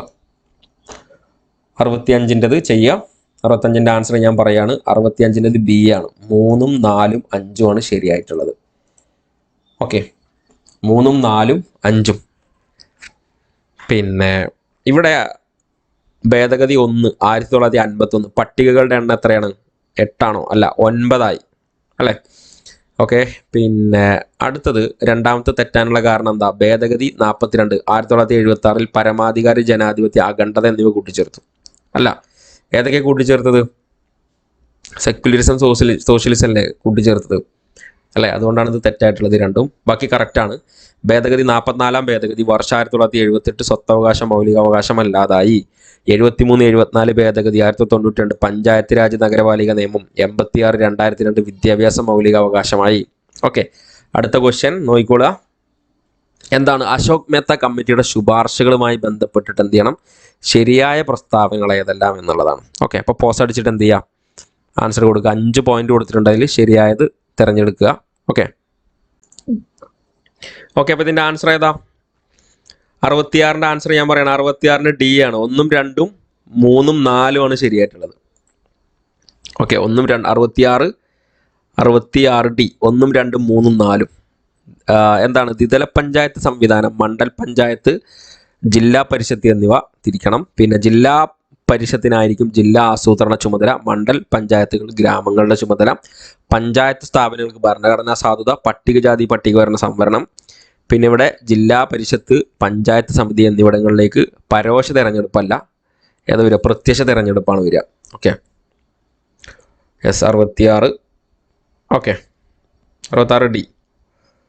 ഇനി സമവർത്തി ലിസ്റ്റ് നിങ്ങൾ നോക്കുക, ടെക്സ്റ്റ് ബുക്കിൽ അതേ പോയിന്റ് ആണ്. എന്താണ് ഈ സമവർത്തി ലിസ്റ്റ്? കൺകറന്റ് ലിസ്റ്റ് ആണ് പറഞ്ഞിട്ടുള്ളത്. കൺകറന്റ് ലിസ്റ്റിൽ ഉൾപ്പെടുന്നവ ഏതെല്ലാം നോക്കാം. 67. അപ്പൊ നിങ്ങളുടെ ആൻസർ മാർക്ക് ചെയ്യുക. 67 ഏതാണ്? മാർക്ക് ചെയ്തത് ഏതാ? 67B ആണ് കേട്ടോ. 1, 3, 5 ആണ് സമവർത്തി ലിസ്റ്റിൽ വരുന്നത്. ഏതൊക്കെയാണ്? 1 ഏതാ? ട്രേഡ് യൂണിയൻ കൺകറന്റ് ലിസ്റ്റിൽ വരുന്നു. പിന്നെ ജനന മരണ രജിസ്ട്രേഷൻ. പിന്നെ അടുത്തത് ഏതാ? വനം. ഓക്കെ, 1, 3, 5 ആണ്. സൈബർ നിയമം, അതുപോലെ തന്നെ കൃഷി, റെയിൽവേ ഒക്കെ ഏതിലാണ് വരിക എന്നുള്ളത് കമൻറ്റ് ചെയ്യാം. സൈബർ നിയമമൊക്കെ കഴിഞ്ഞ പരീക്ഷയ്ക്ക് ചോദിച്ചിട്ടുണ്ടായിരുന്നു കേട്ടോ, ഏതിലാണ് വരുന്നത് എന്നുള്ളത്. ഇനി പാർലമെന്റിന്റെ പ്രധാന ചുമതലകൾ ഏതെല്ലാം എന്നാണ് അടുത്ത ചോദ്യം. വായിച്ചു നോക്കുക. പാർലമെന്റിന്റെ ചുമതലകൾ ഏതൊക്കെയാണ്? ഞാനപ്പോൾ അതിൻ്റെ ആൻസർ പറയാണ്. പോസ് അടിച്ച് നിങ്ങൾ ചെയ്യുക. 68ൻ്റെത് A ആണ്. എല്ലാം വരുന്നുണ്ട്. 1, 2, 3, 4, 5 ഒന്നും ഇവിടെ തെറ്റല്ല. ഓക്കെ, നിയമനിർമ്മാണം, പൊതുഖജനാവിൻ്റെ സംരക്ഷകനായി പ്രവർത്തിക്കുക, രാഷ്ട്രപതി ഉപരാഷ്ട്രപതി തെരഞ്ഞെടുപ്പുകളിൽ പങ്കാളിയാവുക, എക്സിക്യൂട്ടീവിനെ നിയന്ത്രിക്കുക, ഇംപീച്ച്മെന്റ് നടപടികൾ, ജുഡീഷ്യൽ അംഗമായി പ്രവർത്തിക്കുക. ഇനി 69ാമത്തെ ക്വസ്റ്റ്യൻ, ഗ്രൂപ്പ് തിയറി ആവിഷ്കരിച്ചത് ആരാണ്? അപ്പോൾ ആൻസർ ഞാൻ പറയാണ്. 69ാമത്തെ ആൻസർ A ആണ്. ആർതർ ബെന്റിലെയാണ്. ഗ്രൂപ്പ് തിയറി അവതരിപ്പിച്ചത്. ഇനി അടുത്തത് 70ാമത്തെ ക്വസ്റ്റ്യൻ. സാർവദേശിക മനുഷ്യാവകാശ പ്രഖ്യാപനത്തിൽ അനുച്ഛേദം 30മായി ബന്ധപ്പെട്ടത് ഏതാണെന്നാണ് ചോദ്യം. നല്ലൊരു ചോദ്യമാണ്. സാർവദേശിക മനുഷ്യാവകാശ പ്രഖ്യാപനത്തിൽ അനുച്ഛേദം 30 ഏതാണ്? 70. 70ന്റെ ആൻസർ നോക്കുക. 70ന്റെ ആൻസർ ഡി ആണ്. 70 ഡി ആണ് ആൻസർ വരുന്നത്. എങ്ങനെയാണ്? സാർവദേശിക മനുഷ്യാവകാശ പ്രഖ്യാപനത്തെ തെറ്റായി വ്യാഖ്യാനിക്കാൻ പാടില്ല എന്ന് പറയുന്ന അനുച്ഛേദമാണ് ഇത്. അനുച്ഛേദം 30. ഓക്കെ. അപ്പം ഇതിൻ്റെ കൂടെ മറ്റുള്ള അനുച്ഛേദങ്ങൾ ഏതൊക്കെയാണെന്നുള്ളതൊക്കെ ഒന്ന് പഠിച്ചു വെക്കുക കേട്ടോ. ഓക്കെ. പിന്നെ അടുത്തത് 71ാമത്തെ ക്വസ്റ്റ്യൻ നോക്കിക്കോളുക. ഓരോ ആളുകളുടെ അവരുടെ ഡെഫിനിഷനാണ് പറഞ്ഞിട്ടുള്ളത്. നമ്മുടെ രാഷ്ട്രതന്ത്രവുമായി ബന്ധപ്പെട്ടുള്ള ഡെഫിനിഷൻസ് ആണ്. ഓക്കെ. അന്താരാഷ്ട്ര രാഷ്ട്രതന്ത്രവുമായി ബന്ധപ്പെട്ട ഡെഫിനിഷനാണ്. അപ്പം ചെയ്ത് നോക്കുക. കുറച്ച് ബുദ്ധിമുട്ടുള്ള ക്വസ്റ്റ്യൻ ആണിത്. കുറച്ചല്ല, നല്ല ബുദ്ധിമുട്ടുള്ള ക്വസ്റ്റ്യൻ ആണ്. സ്കിപ്പ് ക്വസ്റ്റ്യൻ ആണ് ശരിക്കും ഇതൊക്കെ. ഓക്കെ. 71 നോക്കുക. 71ന്റെ ആൻസർ ബി ആണ്. ABCD. ഓക്കെ, സിമ്പിൾ ഓപ്ഷൻ അല്ലേ? ABCD. Felix Gross Russell H പറഞ്ഞത് എന്താ? യഥാർത്ഥത്തിൽ ഇത് വിദേശ നയങ്ങളുടെ ഒരു പഠനമാണ്. അന്താരാഷ്ട്ര രാഷ്ട്രതന്ത്രവുമായി ബന്ധപ്പെട്ടാണ്. ഫ്രെഡ് എ സോണ്ടർമാൻ എന്താ പറഞ്ഞത്? അന്താരാഷ്ട്ര തന്ത്രത്തിന്റെ ഒരു ഭാഗം മാത്രമാണ് വിദേശ നയം. സ്പ്രൗട്ട് എന്താ പറഞ്ഞത്? രാഷ്ട്രങ്ങൾക്കുള്ള സംഘർഷം പരിഹരിക്കുന്നതിന്റെ പോരാട്ടങ്ങൾ ഉയർന്നു വന്ന അന്താരാഷ്ട്ര സ്ഥാപനങ്ങളുടെ സഹവർത്തിത്വത്തിന്റെ പഠനമാണെന്ന് അദ്ദേഹം പറഞ്ഞു. ഇനിയോ പാമർ ആൻഡ് പെർക്കിൻസ് രാഷ്ട്ര സമ്പ്രദായ പഠനം എന്ന നിലയിലാണ് അന്താരാഷ്ട്ര രാഷ്ട്രതന്ത്രത്തെ കണക്കാക്കുന്നത്. ഇനി G4 അംഗമല്ലാത്ത ഒരു രാഷ്ട്രം ഏതാണെന്നാണ് ചോദ്യം. 72. 72ന്റെ ആൻസർ ഏതാ? 72 സി ആണ്, അമേരിക്കയാണ്. 72 സി അമേരിക്ക. ഇനി 73 മറ്റ് രാഷ്ട്രങ്ങളുടെ പെരുമാറ്റങ്ങൾ മാറ്റുന്നതിനും അന്താരാഷ്ട്ര പരിസ്ഥിതിയിലേക്ക് അവരുടെ സ്വന്തം പ്രവർത്തനങ്ങൾ ക്രമീകരിക്കുന്നതിനുമായി കമ്മ്യൂണിറ്റികൾ വികസിപ്പിച്ചെടുത്ത പ്രവർത്തന സംവിധാനമാണ് വിദേശ നയം എന്ന് അഭിപ്രായപ്പെട്ടതാരാണ്? ഫോറിൻ പോളിസി എന്നുള്ള ചോദ്യമാണ്. പോസ്റ്റ് അടിച്ച ആൻസർ എഴുതി വെക്കുക. ഞാനിവിടെ ആൻസർ പറയാണ്. 73 ബി ആണ്. ജോർജ് മോഡൽസ്കിയാണ്. ജോർജ് മോഡൽസ്കിയാണ് 73ന്റെ ആൻസർ. ഇനി അന്താരാഷ്ട്ര സമാധാനവും സുരക്ഷയും നിലനിർത്തുന്നതിൽ പുനഃസ്ഥാപിക്കുന്നതിനും ആവശ്യമായ നടപടികൾ വ്യോമ, കടൽ, കരസേന വഴി സ്വീകരിക്കാം. ഏത് ആർട്ടിക്കിൾ പ്രകാരമാണ് അത്തരമൊരു ദൗത്യത്തിൽ സുരക്ഷാ സമിതിയെ സഹായിക്കേണ്ടത് അംഗരാഷ്ട്രങ്ങളുടെ കർത്തവ്യമായി മാറുന്നത്? 74 ഡി, ആർട്ടിക്കിൾ 43. ഓക്കെ. അപ്പോൾ അത് പരീക്ഷ പ്രാക്ടീസ് ഇപ്പോൾ നിങ്ങൾ ചെയ്യുമ്പോൾ നിങ്ങൾക്ക് എന്ത് ചെയ്യാം? നിങ്ങൾക്ക് അറിയുന്നത് മാത്രം മാർക്ക് ചെയ്താൽ മതി, മറ്റൊക്കെ സ്കിപ്പ് ചെയ്യുക കേട്ടോ. അങ്ങനെ തന്നെ ശീലിക്കുക. നമ്മൾ കുറച്ച് ആളുകളൊക്കെ ചോദിച്ചിട്ടുണ്ടായിരുന്നു പരീക്ഷ ഗസ് അടിക്കാൻ പറ്റുമോ എന്നുള്ളത്. ഗസ്സിന് ഒരിക്കലും നിൽക്കരുത്. ഗസ് ഏറ്റവും വലിയൊരു ട്രാപ്പാണ്. ഓക്കെ. അറിയുന്നത് മാത്രം എന്ത് ചെയ്യുക? അറിയുന്നത് മാത്രം ചെയ്യുക. ഇനി എല്ലാ പ്രധാന നാവിക ശക്തികളും ഒപ്പിട്ട വാഷിങ്ടൺ ഉടമ്പടി നടന്ന വർഷം? 75. എന്നാണ് വാഷിങ്ടൺ ഉടമ്പടി നടന്നത്? 75ൻ്റെത് ഓപ്ഷൻ സി ആണ്. 1922 ഇനി 76 ഐക്യരാഷ്ട്ര വിദ്യാഭ്യാസ ശാസ്ത്ര സാംസ്കാരിക സംഘടന യുനെസ്കോയുമായി ബന്ധപ്പെട്ട് ശരിയായ പ്രസ്താവനകൾ ഏതാണ്? ഞാൻ പറയട്ടെ. 76ൻ്റെത് സി ആണ് ആൻസർ. 76 സി. 1, 2, 4 ആണ്. അപ്പം അംഗസംഖ്യയിലാണ് ഇവിടെ മാറ്റമുള്ളത്. അപ്പം അംഗസംഖ്യ എത്രയാണെന്നുള്ളതൊന്ന് കമൻറ്റ് ചെയ്യാം കേട്ടോ. യുനെസ്കോയുടെ അംഗസംഖ്യ. യുനെസ്കോ സ്ഥാപിതമായതെന്ന 1945 നവംബർ 16. ആസ്ഥാനം പാരീസിലാണ്. യുനെസ്കോ പാരീസിലാണ്. യുനെസ്കോയുടെ 11ാമത്തെ, അതായത് നിലവിലെ ഡയറക്ടർ ജനറൽ ഓഡ്രൈസ് അസോളയാണ്. ഓക്കെ, പഠിച്ചു നോക്കുക. 77 നവലിബറൽ ആഗോളവൽക്കരണത്തെ എതിർക്കുന്ന മനുഷ്യാവകാശ പ്രവർത്തനങ്ങൾ പരിസ്ഥിതിവാദികൾ, തൊഴിലാളികൾ, യുവാക്കൾ, വനിതാ പ്രവർത്തകർ തുടങ്ങിയവരുൾപ്പെട്ട വിശാല സഖ്യത്തിനുള്ള മറ്റൊരു ആഗോള വേദിയാണ് ഏതാണ്? 77. 77ൻ്റെ ആൻസർ ഞാൻ പറയാണ്. 77 ബി ആണ്. വേൾഡ് സോഷ്യൽ ഫോറം ആണ് കേട്ടോ. World social forum. ഇനി 78 മനുഷ്യാവകാശ പ്രഖ്യാപനത്തെ മനുഷ്യവംശത്തിന്റെ അന്താരാഷ്ട്ര മാഗ്ന കാർട്ട എന്ന് വിശേഷിപ്പിച്ചത് ആരാന്നാണ് ചോദ്യം. നല്ലൊരു ചോദ്യമാണ്. അപ്പോൾ 78ൻ്റെ ഓപ്ഷൻ ഡി ആണ്. ഏതാണ്? എലിനോർ റൂസ്വെൽറ്റ് ആണ്. ഓക്കെ, അത് കുറേ ആളുകൾക്ക് അറിയായിരിക്കും ഇതിൻ്റെ ആൻസർ. ഇനി 1937 79 ആരുടെ നേതൃത്വത്തിൽ പ്രസിദ്ധീകരിച്ച പൊതുഭരണശാസ്ത്രം paper on the science of administration ആരുടെ നേതൃത്വത്തിലാണ്? 1937. 79ൻ്റെ ആൻസർ ലൂതർ ഗുലിക് ആണ്. Luther Gulick answer. Okay, 79A. ഇനി 80 സൂചനകളുടെ അടിസ്ഥാനത്തിൽ ആളെ തിരിച്ചറിയുക എന്നുള്ളതാണ്. ഓക്കെ, നീതി എന്നത് ആത്മാവിൻ്റെ ഉദാത്തതയും അനീതി എന്നത് ആത്മാവിൻ്റെ വികലതയുമാണ്. ചിലപ്പോൾ ഇപ്പം തന്നെ ആൻസർ കിട്ടിയിട്ടുണ്ടാവും. ശരിയായ നീതിക്കൊരു രാഷ്ട്രത്തിൻ്റെ എല്ലാ പ്രശ്നങ്ങളും അകറ്റാൻ സാധിക്കുമെന്ന് അദ്ദേഹം വിശ്വസിച്ചു. വ്യക്തിയും സമൂഹത്തിലും നീതി നിലനിൽക്കുന്നു. ഏതാണ്? സിമ്പിൾ ചോദ്യമല്ലേ. 80 നമ്മുടെ പ്ലേറ്റോ ആണ്. ഓക്കെ, അടുത്ത ചോദ്യം കണ്ടോ. ഇപ്പം ഇങ്ങനെ ഒരു ചോദ്യം നമുക്ക് പ്രതീക്ഷിക്കാം കേട്ടോ. കാരണം ഇപ്പോൾ ഇതിലെ കളർ ആവശ്യമില്ലാത്ത ഒരുപാട് സൂചികകളുണ്ട്. ഇപ്പം ചിലതിന് കളർ തന്നെ വേണ്ടി വരും, എന്നാലും നമുക്ക് ആ ഭൂസവിശേഷത തിരിച്ചറിയാൻ പറ്റും. എന്നാൽ കളർ ആവശ്യമില്ലാത്ത ഇതുപോലുള്ള ലൈനുകൾ മാത്രം വെച്ചൊക്കെ എന്ത് ചെയ്യാം, നമുക്ക് ചോദിക്കാവുന്നതാണ്. പക്ഷെ ഇത് നിങ്ങളൊന്ന് നോക്കുക, നമ്മൾ സിമ്പിളാന്ന് വിചാരിച്ചതാണ്. ഇപ്പോൾ ഇത് നോക്കുക, ഏതാ ഇതിൻ്റെ കറക്റ്റ് ആൻസർ? പോസ് അടിച്ചിട്ട് ചെയ്യുക. 81ൻ്റെ ആൻസർ ഏതാ? 81ൻ്റെ ആൻസർ പറയാണ്. 81ൻ്റെ ആൻസർ സി ആണ്. ഓക്കെ, അപ്പം ഇവിടെ കൊടുത്തിട്ടുള്ള ഈ ലൈന് ഡോട്ടഡ് ലൈനായിട്ട് കൊടുത്തിട്ടുള്ളതാണ്. ഇത് സംസ്ഥാന അതിർത്തിയാണ്. തെറ്റിപ്പോവും, നമ്മൾ ജില്ലാതിർത്തിയാന്ന് വിചാരിക്കും. പിന്നെ ഇത് ഏതാണ്? രണ്ടാമത്തത് ജില്ലാ അതിർത്തിയാണ്. അതേപോലെ ഈ സ്റ്റാർ കൊടുത്തത് തലസ്ഥാനാണ്, പഠിക്കാൻ എളുപ്പമാണ്. പിന്നെ ഇത് ഡോട്ടഡ് ഇവിടെ കൊടുത്തിട്ടുള്ളത് ഏതാണ്? ജില്ലാ തലസ്ഥാനാണ്. അതൊന്നും മാറരുത്. ഓക്കെ, അത് അതിർത്തികളും ആസ്ഥാനമായിട്ടാണ് കൊടുത്തിട്ടുള്ളത്. പഠിച്ചു നോക്കുക. ഇനി 82ാമത്തത് തെറ്റായ പ്രസ്താവനകൾ ഏതെല്ലാം എന്നുള്ളതാണ്. വലിയൊരു ക്വസ്റ്റ്യൻ ആണ്. ഓക്കെ,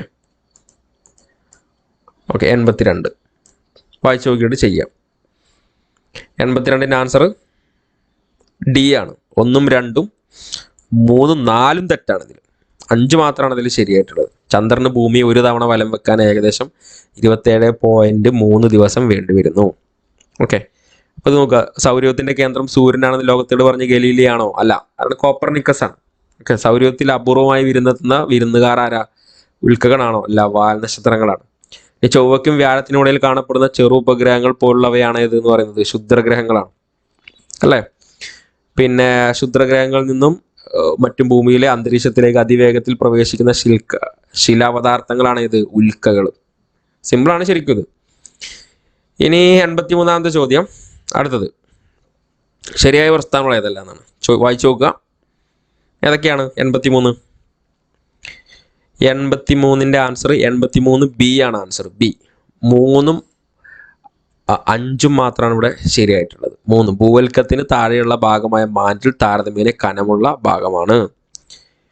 പിന്നെയോ ഇതിന് ഏകദേശം 2900 കിലോമീറ്റർ വരെ വ്യാപിച്ചിരിക്കുന്നു. 5 അകക്കാമ്പിൻ്റെ ചൂട് ഏകദേശം 5500 ഡിഗ്രി സെൽഷ്യസ് ആണ്. ഇനി ഇവിടെ പുറക്കാമ്പ് ഖരാവസ്ഥയിൽ, അകക്കാമ്പ് ദ്രാവകാവസ്ഥയിൽ എന്ന് പറഞ്ഞാൽ അങ്ങനെയല്ല. പുറക്കാമ്പ് ദ്രാവകാവസ്ഥയിലും അകക്കാമ്പ് ഖരാവസ്ഥയിലുമാണ്. ഇനിയോ സമുദ്ര ഭൂവൽക്കത്തിൻ്റെ ശരാശരി കനം 5 കിലോമീറ്റർ ആണ്. ഭൂവൽക്കത്തിന് ശരാശരി കനം 30 കിലോമീറ്റർ ആണ്. ഓക്കെ, ഇനി അന്താരാഷ്ട്ര ദിനാങ്കരേഖ സ്ഥാപിതമായത് എന്നൊരു ക്വസ്റ്റ്യൻ വന്നിട്ടുണ്ട്. 84 ഏതാണ്? 84C ആണ്.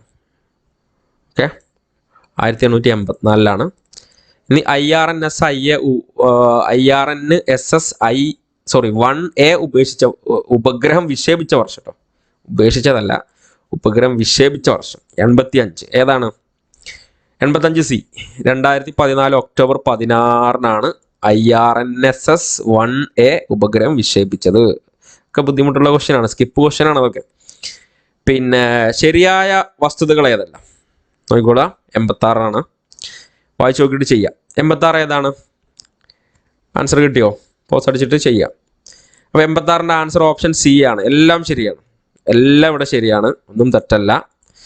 എന്തൊക്കെയാണ്? അംബരചുംബികളുടെ നാട് ന്യൂയോർക്കാണ്. ബിഗ് ആപ്പിൾ എന്നറിയപ്പെടുന്നത് ന്യൂയോർക്കാണ്. അമേരിക്ക, റഷ്യ എന്നിവയെ വേർതിരിക്കുന്ന കടലെടുക്ക് ബെറിംഗ് കടലെടുക്കാണ്. ലോകത്തിലെ ഏറ്റവും നീളം കൂടിയ അതിര് USA കാനഡയുമായി ബന്ധപ്പെട്ട അതിരാണ്. 87. ഓക്കെ, അടുത്ത നമ്മുടെ സമുദ്രജല പ്രവാഹവുമായി ബന്ധപ്പെട്ട ചോദ്യമാണ്. ശരിയായ പ്രസ്താവന ഏത്? 87. അപ്പോൾ ചെയ്യുക. ഞാനിവിടെ ആൻസർ പറയുകയാണ്. 87ൻ്റെ ആൻസർ ഡി ആണ്. 2ഉം 3ഉം ആണ് ഇവിടെ ശരിയായിട്ടുള്ളത്. നോക്കാം. നോവ സ്കോട്ടിയയിൽ വെച്ച് ലാബ്രഡോർ ശീതജല പ്രവാഹം ഗൾഫ് സ്ട്രീം ഉഷ്ണജല പ്രവാഹവുമായി കൂട്ടിമുട്ടുന്നു. ഇനി 3 ശരി, അത് ശരിയാണ്. ഏറ്റവും ശക്തിയേറിയ സമുദ്രജല പ്രവാഹം അന്റാർട്ടിക് സർക്കം പോളാർ സ്ട്രീമാണ്. ഇനി ഇവിടെ ജപ്പാൻ പ്രവാഹം, ബ്ലാക്ക് കറണ്ട് സ്ട്രീം എന്നീ പേരുകൾ അറിയപ്പെടുന്നത് ഏതാണ്? കുറോഷിയോ പ്രവാഹമാണ്. എന്നാൽ ഡേവിസ് കടലിടുക്കിൽ നിന്നാണ് ഏത് വരുന്നത്? ലാബ്രഡോർ പ്രവാഹം ഉത്ഭവിക്കുന്നത്. ഓക്കെ, ഡേവിസ് കടലിൽ നിന്നാണ് ലാബ്രഡോർ പ്രവാഹം ഉത്ഭവിക്കുന്നത്. ഇവിടെ ജപ്പാൻ പ്രവാഹം, അതുപോലെ തന്നെ ബ്ലാക്ക് കറന്റ് സ്ട്രീം എന്നീ പേരുകളിലൊക്കെ അറിയപ്പെടുന്നത് നമ്മുടെ കുറോഷിയോ പ്രവാഹമാണ്. ഓക്കെ, 88ാമത്തെ ക്വസ്റ്റ്യൻ നോക്കിക്കോളുക, വായിച്ചു നോക്കുക, നിങ്ങളുടെ ആൻസർ മാർക്ക് ചെയ്യുക. ഓക്കെ, അപ്പോൾ നിങ്ങൾ ഓപ്ഷൻ മാർക്ക് ചെയ്തിട്ടുണ്ടാവും. പിന്നെ 88ൻ്റെ ഞാൻ പറയുകയാണ്. 88ൻ്റെത് എ ആണ് ശരി, 3ഉം 4ഉം ആണ് ഇവിടെ ശരിയായിട്ടുള്ളത്. 88 3ഉം 4ഉം നോക്കുക. അവസാനമായി പാഞ്ചിയ രൂപം കൊണ്ടത് 200 ദശലക്ഷം വർഷങ്ങൾക്ക് മുമ്പാണ് അത്രേ. ഓക്കെ, പിന്നെ വീണ്ടും ഒരു ബൃഹത് വൻകരയായി ഇനിയും 300 ദശലക്ഷം വർഷങ്ങൾ വേണ്ടി വരും. ഇനി നോക്കിക്കോളൂ, ദശലക്ഷക്കണക്കിന് വർഷങ്ങൾക്ക് മുമ്പ് ഇപ്പോഴുള്ള എല്ലാ വൻകരകളും ചേർന്ന് പന്തലാസ എന്ന ബൃഹത് വൻകര, അല്ല ഏതാണ്, പാഞ്ചിയ എന്ന ബൃഹത് വൻകരയും അതിനെ ചുറ്റിപ്പറ്റി പന്തലാസ എന്ന മഹാസമുദ്രവും നിലനിന്നിരുന്നു എന്ന് വെഗ്നർ വാദിച്ചു. ഓക്കെ, സിമ്പിൾ ചോദ്യമാണ്. ഇനി അടുത്തത്, അവസാദ ശിലകളുമായി ബന്ധപ്പെട്ട് ശരിയായ വസ്തുതകൾ ഏതെല്ലാം? അപ്പോൾ അത് വായിച്ചു നോക്കുക. അവസാദ ശിലകളുമായി ബന്ധപ്പെട്ട് 89ൻ്റെ ആൻസർ ബി ആണ്. 1 2 3 4 എല്ലാം ശരിയാണ്. ഇവിടെ നോക്കാം. ഭാരവും കാഠിന്യവും കുറവായ ഭൂവൽക്കത്തിൽ 7% മാത്രമാണ് അവസാദ ശിലകൾ. ജലാകൃത ശിലകൾ, സ്തരിത ശിലകൾ എന്നീ പേരുകൾ അറിയപ്പെടുന്ന ശിലകളാണ്. അതുപോലെ തന്നെ പെട്രോളിയം, കൽക്കരി എന്നിവ കാണപ്പെടുന്ന ശിലകളാണ് അവസാദ ശിലകൾ. ഭൗമോപരിതലത്തിൽ ഏറ്റവും കൂടുതൽ കാണപ്പെടുന്ന ശിലകൾ ഏതാണ്? അവസാദ ശിലകളാണ്. ഓക്കെ, ഇനി അടുത്തത് 90ാമത്തത്. 89 നമ്മൾ പറഞ്ഞു, 89 ബി. 90ാമത്തിൻ്റെ ആൻസർ ഏതാ? നിഷ്ക്രിയ അപരദന കാരകങ്ങളുടെ ഉദാഹരണം, പാസീവ് ഏജന്റ് ഓഫ് ഇറോഷൻ. ഏതാണ് ഇതിൽ answer? Passive agent of erosion. 90ൻ്റെ ആൻസർ ഞാൻ പറയാം, ഭൂഗുരുത്വം. ഓക്കെ, ഇത് പാസീവ് ഏജന്റ് ഓഫ് ഇറോഷൻ ആണ്, ഭൂഗുരുത്വം. ഓക്കെ, എന്നാൽ മറ്റുള്ളതൊക്കെ ഒഴുകുന്ന ജലം, തിരമാലകൾ, അതുപോലെ തന്നെ മഴത്തുള്ളികളൊക്കെ ഇത് ഏത് തരം ഏജന്റുകളാണ്? നമ്മുടെ ഭൂരൂപീകരണ ഏജന്റുകൾ എന്നൊക്കെ നമ്മൾ പറയുന്നില്ലേ. അപ്പോൾ അവിടെ ഒഴുകുന്ന വെള്ളം, തിരമാലകൾ, മഞ്ഞുതുള്ളികളൊക്കെ അതൊക്കെ നമുക്ക് നേരിട്ട് നമുക്ക് കാണാൻ പറ്റുന്നതാണ്.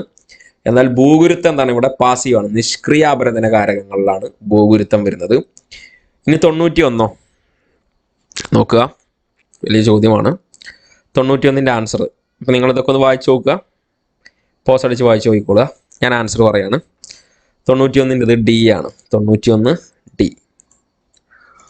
1ഉം 4ഉം 5ഉം ആണ് ശരിയായിട്ടുള്ളത്. ഓക്കെ, അപ്പോൾ ഇതിൽ തെറ്റായിട്ടുള്ളത് ഏതാണുള്ളത് നോക്കുക കേട്ടോ. അപ്പോൾ 3ാമത്തത്, കേരളത്തിലെ ആദ്യത്തെ റെയിൽവേ പാത ബേപ്പൂർ മുതൽ താനെ വരെ എന്നാണ്? 1861 വരുന്നത്. ഇനി ഇന്ത്യയിലെ സുവർണ ചതുഷ്കോണം എത്ര സംസ്ഥാനങ്ങളുടെ കടന്നു വന്നത്? 12 സംസ്ഥാനങ്ങളുടെയാണ് എന്തെങ്കിലും കടന്നു പോകുന്നത്. ഓക്കെ, കറക്റ്റ് ആണതല്ലേ? അപ്പോൾ നിങ്ങൾക്ക് ഡൗട്ട് ഉള്ളത് നിങ്ങൾ കമൻറ്റ് ചെയ്യുക കേട്ടോ. അടുത്ത ക്വസ്റ്റ്യൻ കണ്ടോ, ടെക്സ്റ്റ് ബുക്കിലുള്ളതാണ് ഇതൊക്കെ. ശരിയായ ജോഡികൾ ഏതെല്ലാം നോക്കുക. 92ൻ്റെ ആൻസർ ഞാൻ പറയാണ്. 92ൻ്റെത് ബി ആണ് ആൻസർ. 1ഉം 3ഉം ആണ് ശരിയായിട്ടുള്ളത്. 1ഉം 3ഉം ഏതൊക്കെയാണ്? ഇനി ഞാൻ ഒഴുകട്ടെ 2019 ഡിസംബർ 30-നാണ്. തെളിനീരൊഴുകും നവകേരളം 2022 ജൂൺ 7-നാണ്. മാലിന്യമുക്ത നവകേരളം 2023 മെയ് 20-നാണ്. ജൽജീവൻ മിഷൻ 2019 ഓഗസ്റ്റ് 15-ന്. പഠിച്ചു നോക്കുക, വളരെ ഇമ്പോർട്ടൻ്റ് ആണ് ഇതൊക്കെ. അടുത്തത്, ശരിയായ ജോഡികൾ ഏതെല്ലാം? ഹിമാലയ മേഖല വേർതിരിക്കുന്ന നദികൾ. 93 ആൻസർ മാർക്ക് ചെയ്തോളുക, പോസ് അടിക്കുക. 93 ആൻസർ പറയുന്നത് 93 എല്ലാം ശരിയാണ്. 93 എ. ഇപ്പോൾ പടിഞ്ഞാറൻ ഹിമാലയം സിന്ധു കാളി, മധ്യ ഹിമാലയം കാളി ടീസ്ത, കിഴക്കൻ ഹിമാലയം തീസ്ത ബ്രഹ്മപുത്ര. ഓക്കെ, ഇനി അടുത്തത് 94ാമത്തത്, പടിഞ്ഞാറൻ ഹിമാലയത്തിൻ്റെ ഭാഗമായവ ഏതെല്ലാം എന്നൊരു ചോദ്യം വന്നിട്ടുണ്ട്. വലിയൊരു ക്വസ്റ്റ്യൻ ആണ് ശരിക്കും. നിങ്ങൾ നോക്കുക, 6 പോയിന്റുകൾ ഇതിൽ കൊടുത്തിട്ടുണ്ട്. ഇതിൽ പടിഞ്ഞാറൻ ഹിമാലയത്തിൻ്റെ ഭാഗം എടുക്കണം, കിഴക്കൻ ഹിമാലയത്തിൻ്റെ ഭാഗങ്ങളുണ്ട്. ടെക്സ്റ്റ് ബുക്കിൽ, പുതിയ ടെക്സ്റ്റ് ബുക്കിലുള്ളതാണ്. 94ൻ്റെ ആൻസർ ഞാൻ പറയാണ്. 94ൻ്റെ ആൻസർ 94 ബി ആണ്. 1ഉം 2ഉം 4ഉം 5ഉം ആണ് ആൻസർ. ഏതാണ്? ഡച്ചിങ് ഹാം, പിന്നെ 2 ഹെമിസ്, 4 പൂക്കളുടെ താഴ്വര, 5 കോർബറ്റ്. അപ്പോൾ ഇവിടെ 6 കെയ്ബുൽ ലംജാവോ, അതുപോലെ തന്നെ മാനസൊക്കെ ഏതാണ്? കിഴക്കൻ ഹിമാലയത്തിൻ്റെ ഭാഗമാണ് കേട്ടോ. ഇനി ഗോദാവരി നദി ഉൾപ്പെടാത്ത സംസ്ഥാനം ഏതാണ്? അടുത്തൊരു സിമ്പിൾ ചോദ്യമല്ലത്. ഗോദാവരി നദി ഉൾപ്പെടാത്ത സംസ്ഥാനം ഏതാ? തെലുങ്കാനയാണോ? ഏതാണ്? 95. യെസ്, 95 തെലുങ്കാനയാണ് കേട്ടോ. Okay, okay. അടുത്തത് 96. ഞാനത് പോസ് അടിക്കാനുള്ള സമയം തന്നില്ല അല്ലേ? ഓക്കെ ഓക്കെ, എന്നാൽ അടുത്തത് നോക്കാം. ശരിയായ ജോഡികൾ ഏതൊക്കെയാണ്? സിമ്പിൾ ചോദ്യമല്ലേ ഇത്? ഒരുപാട് പ്രാവശ്യം നമ്മൾ പഠിച്ചല്ലേ ഇതൊക്കെ. 96. 96ൻ്റെ ഏതാ ശരിയായത്? പോസ് അടിച്ചോളുക, ആൻസർ നിങ്ങൾ മാർക്ക് ചെയ്തോളുക. ഞാനിവിടെ ആൻസർ പറയാണ്. 96 സി ആണ്. 1ഉം 3ഉം ആണ് ഇവിടെ ശരിയായിട്ടുള്ളത്. ഏതൊക്കെയാണ്? ഹിരാക്കുണ്ട് മഹാനദിയിലാണ്, നമുക്ക് എല്ലാവർക്കും അറിയാം. കൃഷ്ണരാജസാഗർ കാവേരിയിലാണ്. സർദാർ സരോവർ നർമ്മദയിലാണ്. നിസാം സാഗർ ഗോദാവരിയിലാണ്. ഓക്കെ. അടുത്ത വലിയൊരു ചോദ്യതാക്കം ഇവിടെ കിടക്കുന്നു. വടക്കൻ സിർക്കാർ തീരവുമായി ബന്ധപ്പെട്ട് ശരിയായ വസ്തുതകൾ ഏതെല്ലാം? വടക്കൻ സിർക്കാറാണ് കേട്ടോ. അപ്പൊ നോക്കുക, വായിച്ചു നോക്കുക, എന്നിട്ട് നിങ്ങളുടെ ആൻസർ കണ്ടെത്തുക. ഓക്കെ, ഏതാണ് ആൻസർ? 95. പോസ് അടിച്ചിട്ട് വായിച്ചിട്ട് ആൻസർ മാർക്ക് ചെയ്തോളാം. ഞാനിതിൻ്റെ ആൻസർ പറയാണ്. 97A ആണ് ആൻസർ. 1ഉം 2ഉം 3ഉം 5ഉം 1, 2, 3, 5 ആണ് ഇവിടെ ശരിയായിട്ടുള്ളത്. എന്താണ് ഇവിടെ തെറ്റായിട്ടുള്ളത്? 4 തെറ്റാന്ന് പറഞ്ഞു. മഹാനദി ഡെൽറ്റയ്ക്ക് കിഴക്കായി സ്ഥിതി ചെയ്യുന്ന ചിൽക്ക തടാകം ഇന്ത്യയിലെ വലിയ തടാകങ്ങളിലൊന്നാണ്. ഇവിടെ മഹാനദി ഡെൽറ്റയ്ക്ക് പടിഞ്ഞാറെന്നാണ് ഇവിടെ ആൻസർ. ഇവിടെ പടിഞ്ഞാറായി സ്ഥിതി ചെയ്യുന്ന ചിൽക്ക തടാകം ഇന്ത്യയിലെ വലിയ തടാകങ്ങളൊന്നാണ്. അപ്പോൾ ഈ മഹാനദി ഡെൽറ്റയ്ക്ക് പടിഞ്ഞാറ് ഭാഗത്താണ് ചിൽക്ക തടാകം സ്ഥിതി ചെയ്യുന്നത്. ശരിക്കും അത് പഠിച്ചു വെക്കണം. ഇനി 6ാമത്തതോ? തെറ്റാനുള്ള കാരണം എന്താ? പശ്ചിമ തീരത്തെ അപേക്ഷിച്ച് കിഴക്കൻ തീരത്ത് തുറമുഖങ്ങൾ കൂടുതലാണ്. അല്ല, തുറമുഖങ്ങൾ കുറവാണ്. പശ്ചിമ തീരത്തെ അപേക്ഷിച്ച് കിഴക്കൻ തീരത്ത് തുറമുഖങ്ങൾ കുറവാണ്. ഓക്കെ. ഇനി ഗുജറാത്ത് തീരപ്രദേശത്ത് കാണപ്പെടുന്ന മണ്ണിനങ്ങൾ ഏതെല്ലാം എന്നാണ് ക്വസ്റ്റ്യൻ. ഓക്കെ, ഞാൻ ഇവിടെ എല്ലാം കൊടുത്തിട്ടുണ്ട്, ബാക്കിയൊക്കെ നിങ്ങൾക്ക് ചെയ്യാലോ. 98 ഏതാ? 98ൻ്റെ ആൻസർ ഞാൻ പറയാണ്. പോസ് അടിച്ചിട്ട് നിങ്ങളുടെ ആൻസർ കൊടുത്തോളുക. 98ൻ്റെ ആൻസർ ഡി ആണ്. കറുത്ത മണ്ണ്, തീരദേശ എക്കൽ മണ്ണ്, ലവണ മണ്ണൊക്കെയാണ് ഇവിടെ കാണപ്പെടുന്നത്. ഗുജറാത്ത് തീരപ്രദേശം കാണപ്പെടുന്നത്. ഈ തെറ്റായ വിവരം ഏതാണെന്നാണ് ചോദ്യം. നോക്കുക, 99 ടെക്സ്റ്റ് ബുക്കിലെ ക്വസ്റ്റ്യൻ ആണ്. 99 ഡി ആണ്. 2001 എത്രയാണ്? മരണനിരക്ക് 9.8 ആയിരുന്നു. ഓക്കെ, അപ്പം അത് കറക്റ്റ് ഒന്നെന്ത് ചെയ്യുക, നിങ്ങളത് കമൻറ്റ് ചെയ്യുക. ഇനി 100ാമത്തെ ക്വസ്റ്റ്യൻ. വിളകൾ കൂടുതൽ ഉപയോഗപ്പെടുത്തുന്ന സംസ്ഥാനങ്ങൾ എന്നിവയുടെ ശരിയായ ജോഡികൾ ഏതെല്ലാം എന്നാണ് ചോദിച്ചിട്ടുള്ളത്. ഏതൊക്കെ സംസ്ഥാനങ്ങളാണ് കൂടുതൽ ഉൽപ്പാദിപ്പിക്കുന്നത് എന്നുള്ളത്? ഏതാ 100ാമത്തത്? പോസ് അടിച്ച് ചെയ്യുക. 100ൻ്റെ ആൻസർ ഓപ്ഷൻ സി ആണ്. 100ൻ്റെ ആൻസർ 2 മാത്രമാണ് ഇവിടെ ശരിയായിട്ടുള്ളത്. ഏത്? പരുത്തി മഹാരാഷ്ട്രയിലെ കൂടുതൽ ഉൽപ്പാദിപ്പിക്കുന്നത്. ഗോതമ്പ് എവിടെയാണ്? ഉത്തർപ്രദേശിലാണ് ഏറ്റവും കൂടുതൽ. നെല്ല് പശ്ചിമ ബംഗാളിലാണ്. ഓക്കെ, അപ്പോൾ സുഹൃത്തുക്കളെ, ഇത്രയാണ് ഇപ്പോൾ നമ്മളിവിടെ ചെയ്തിട്ടുള്ളത്, നമ്മുടെ 100 ക്വസ്റ്റ്യൻസ്. അപ്പോൾ നിങ്ങൾ ഇതിൻ്റെ കൂടെ ചെയ്തു എന്ന് വിചാരിക്കുന്നു. അപ്പോൾ നിങ്ങൾ ചെയ്യേണ്ടത്, നിങ്ങൾക്ക് കിട്ടിയ മാർക്ക് എന്ത് ചെയ്യുക, നിങ്ങൾ എന്ത് ചെയ്യുക, ഇവിടെ കമൻറ്റ് ചെയ്യുക. ഒക്കെ നിങ്ങളുടെ അഭിപ്രായങ്ങൾ പറയുക. ഇതിൽ തെറ്റോ എന്തെങ്കിലും സംശയമുള്ളതുകൊണ്ട് എന്ത് ചെയ്യുക, നിങ്ങളത് കമൻറ്റ് ചെയ്യാം. ഓക്കെ, അപ്പോൾ ഇതുപോലത്തെ ക്വസ്റ്റ്യൻ നിങ്ങൾക്ക് ഇനിയുള്ള ദിവസങ്ങളിൽ, ഈ കുറഞ്ഞ സമയം കൊണ്ട് ഇതുപോലത്തെ ക്വസ്റ്റ്യൻ നിങ്ങൾക്ക് വർക്കൗട്ട് ചെയ്യാവുന്നതാണ്. അപ്പോൾ താല്പര്യമുള്ള ആളുകൾ എന്ത് ചെയ്യുക, നിങ്ങൾക്ക് ഇവിടെ കൊടുത്തിട്ടുള്ള നമ്പറിൽ എന്ത് ചെയ്യുക, നിങ്ങൾക്ക് കോൺടാക്ട് ചെയ്യാവുന്നതാണ്.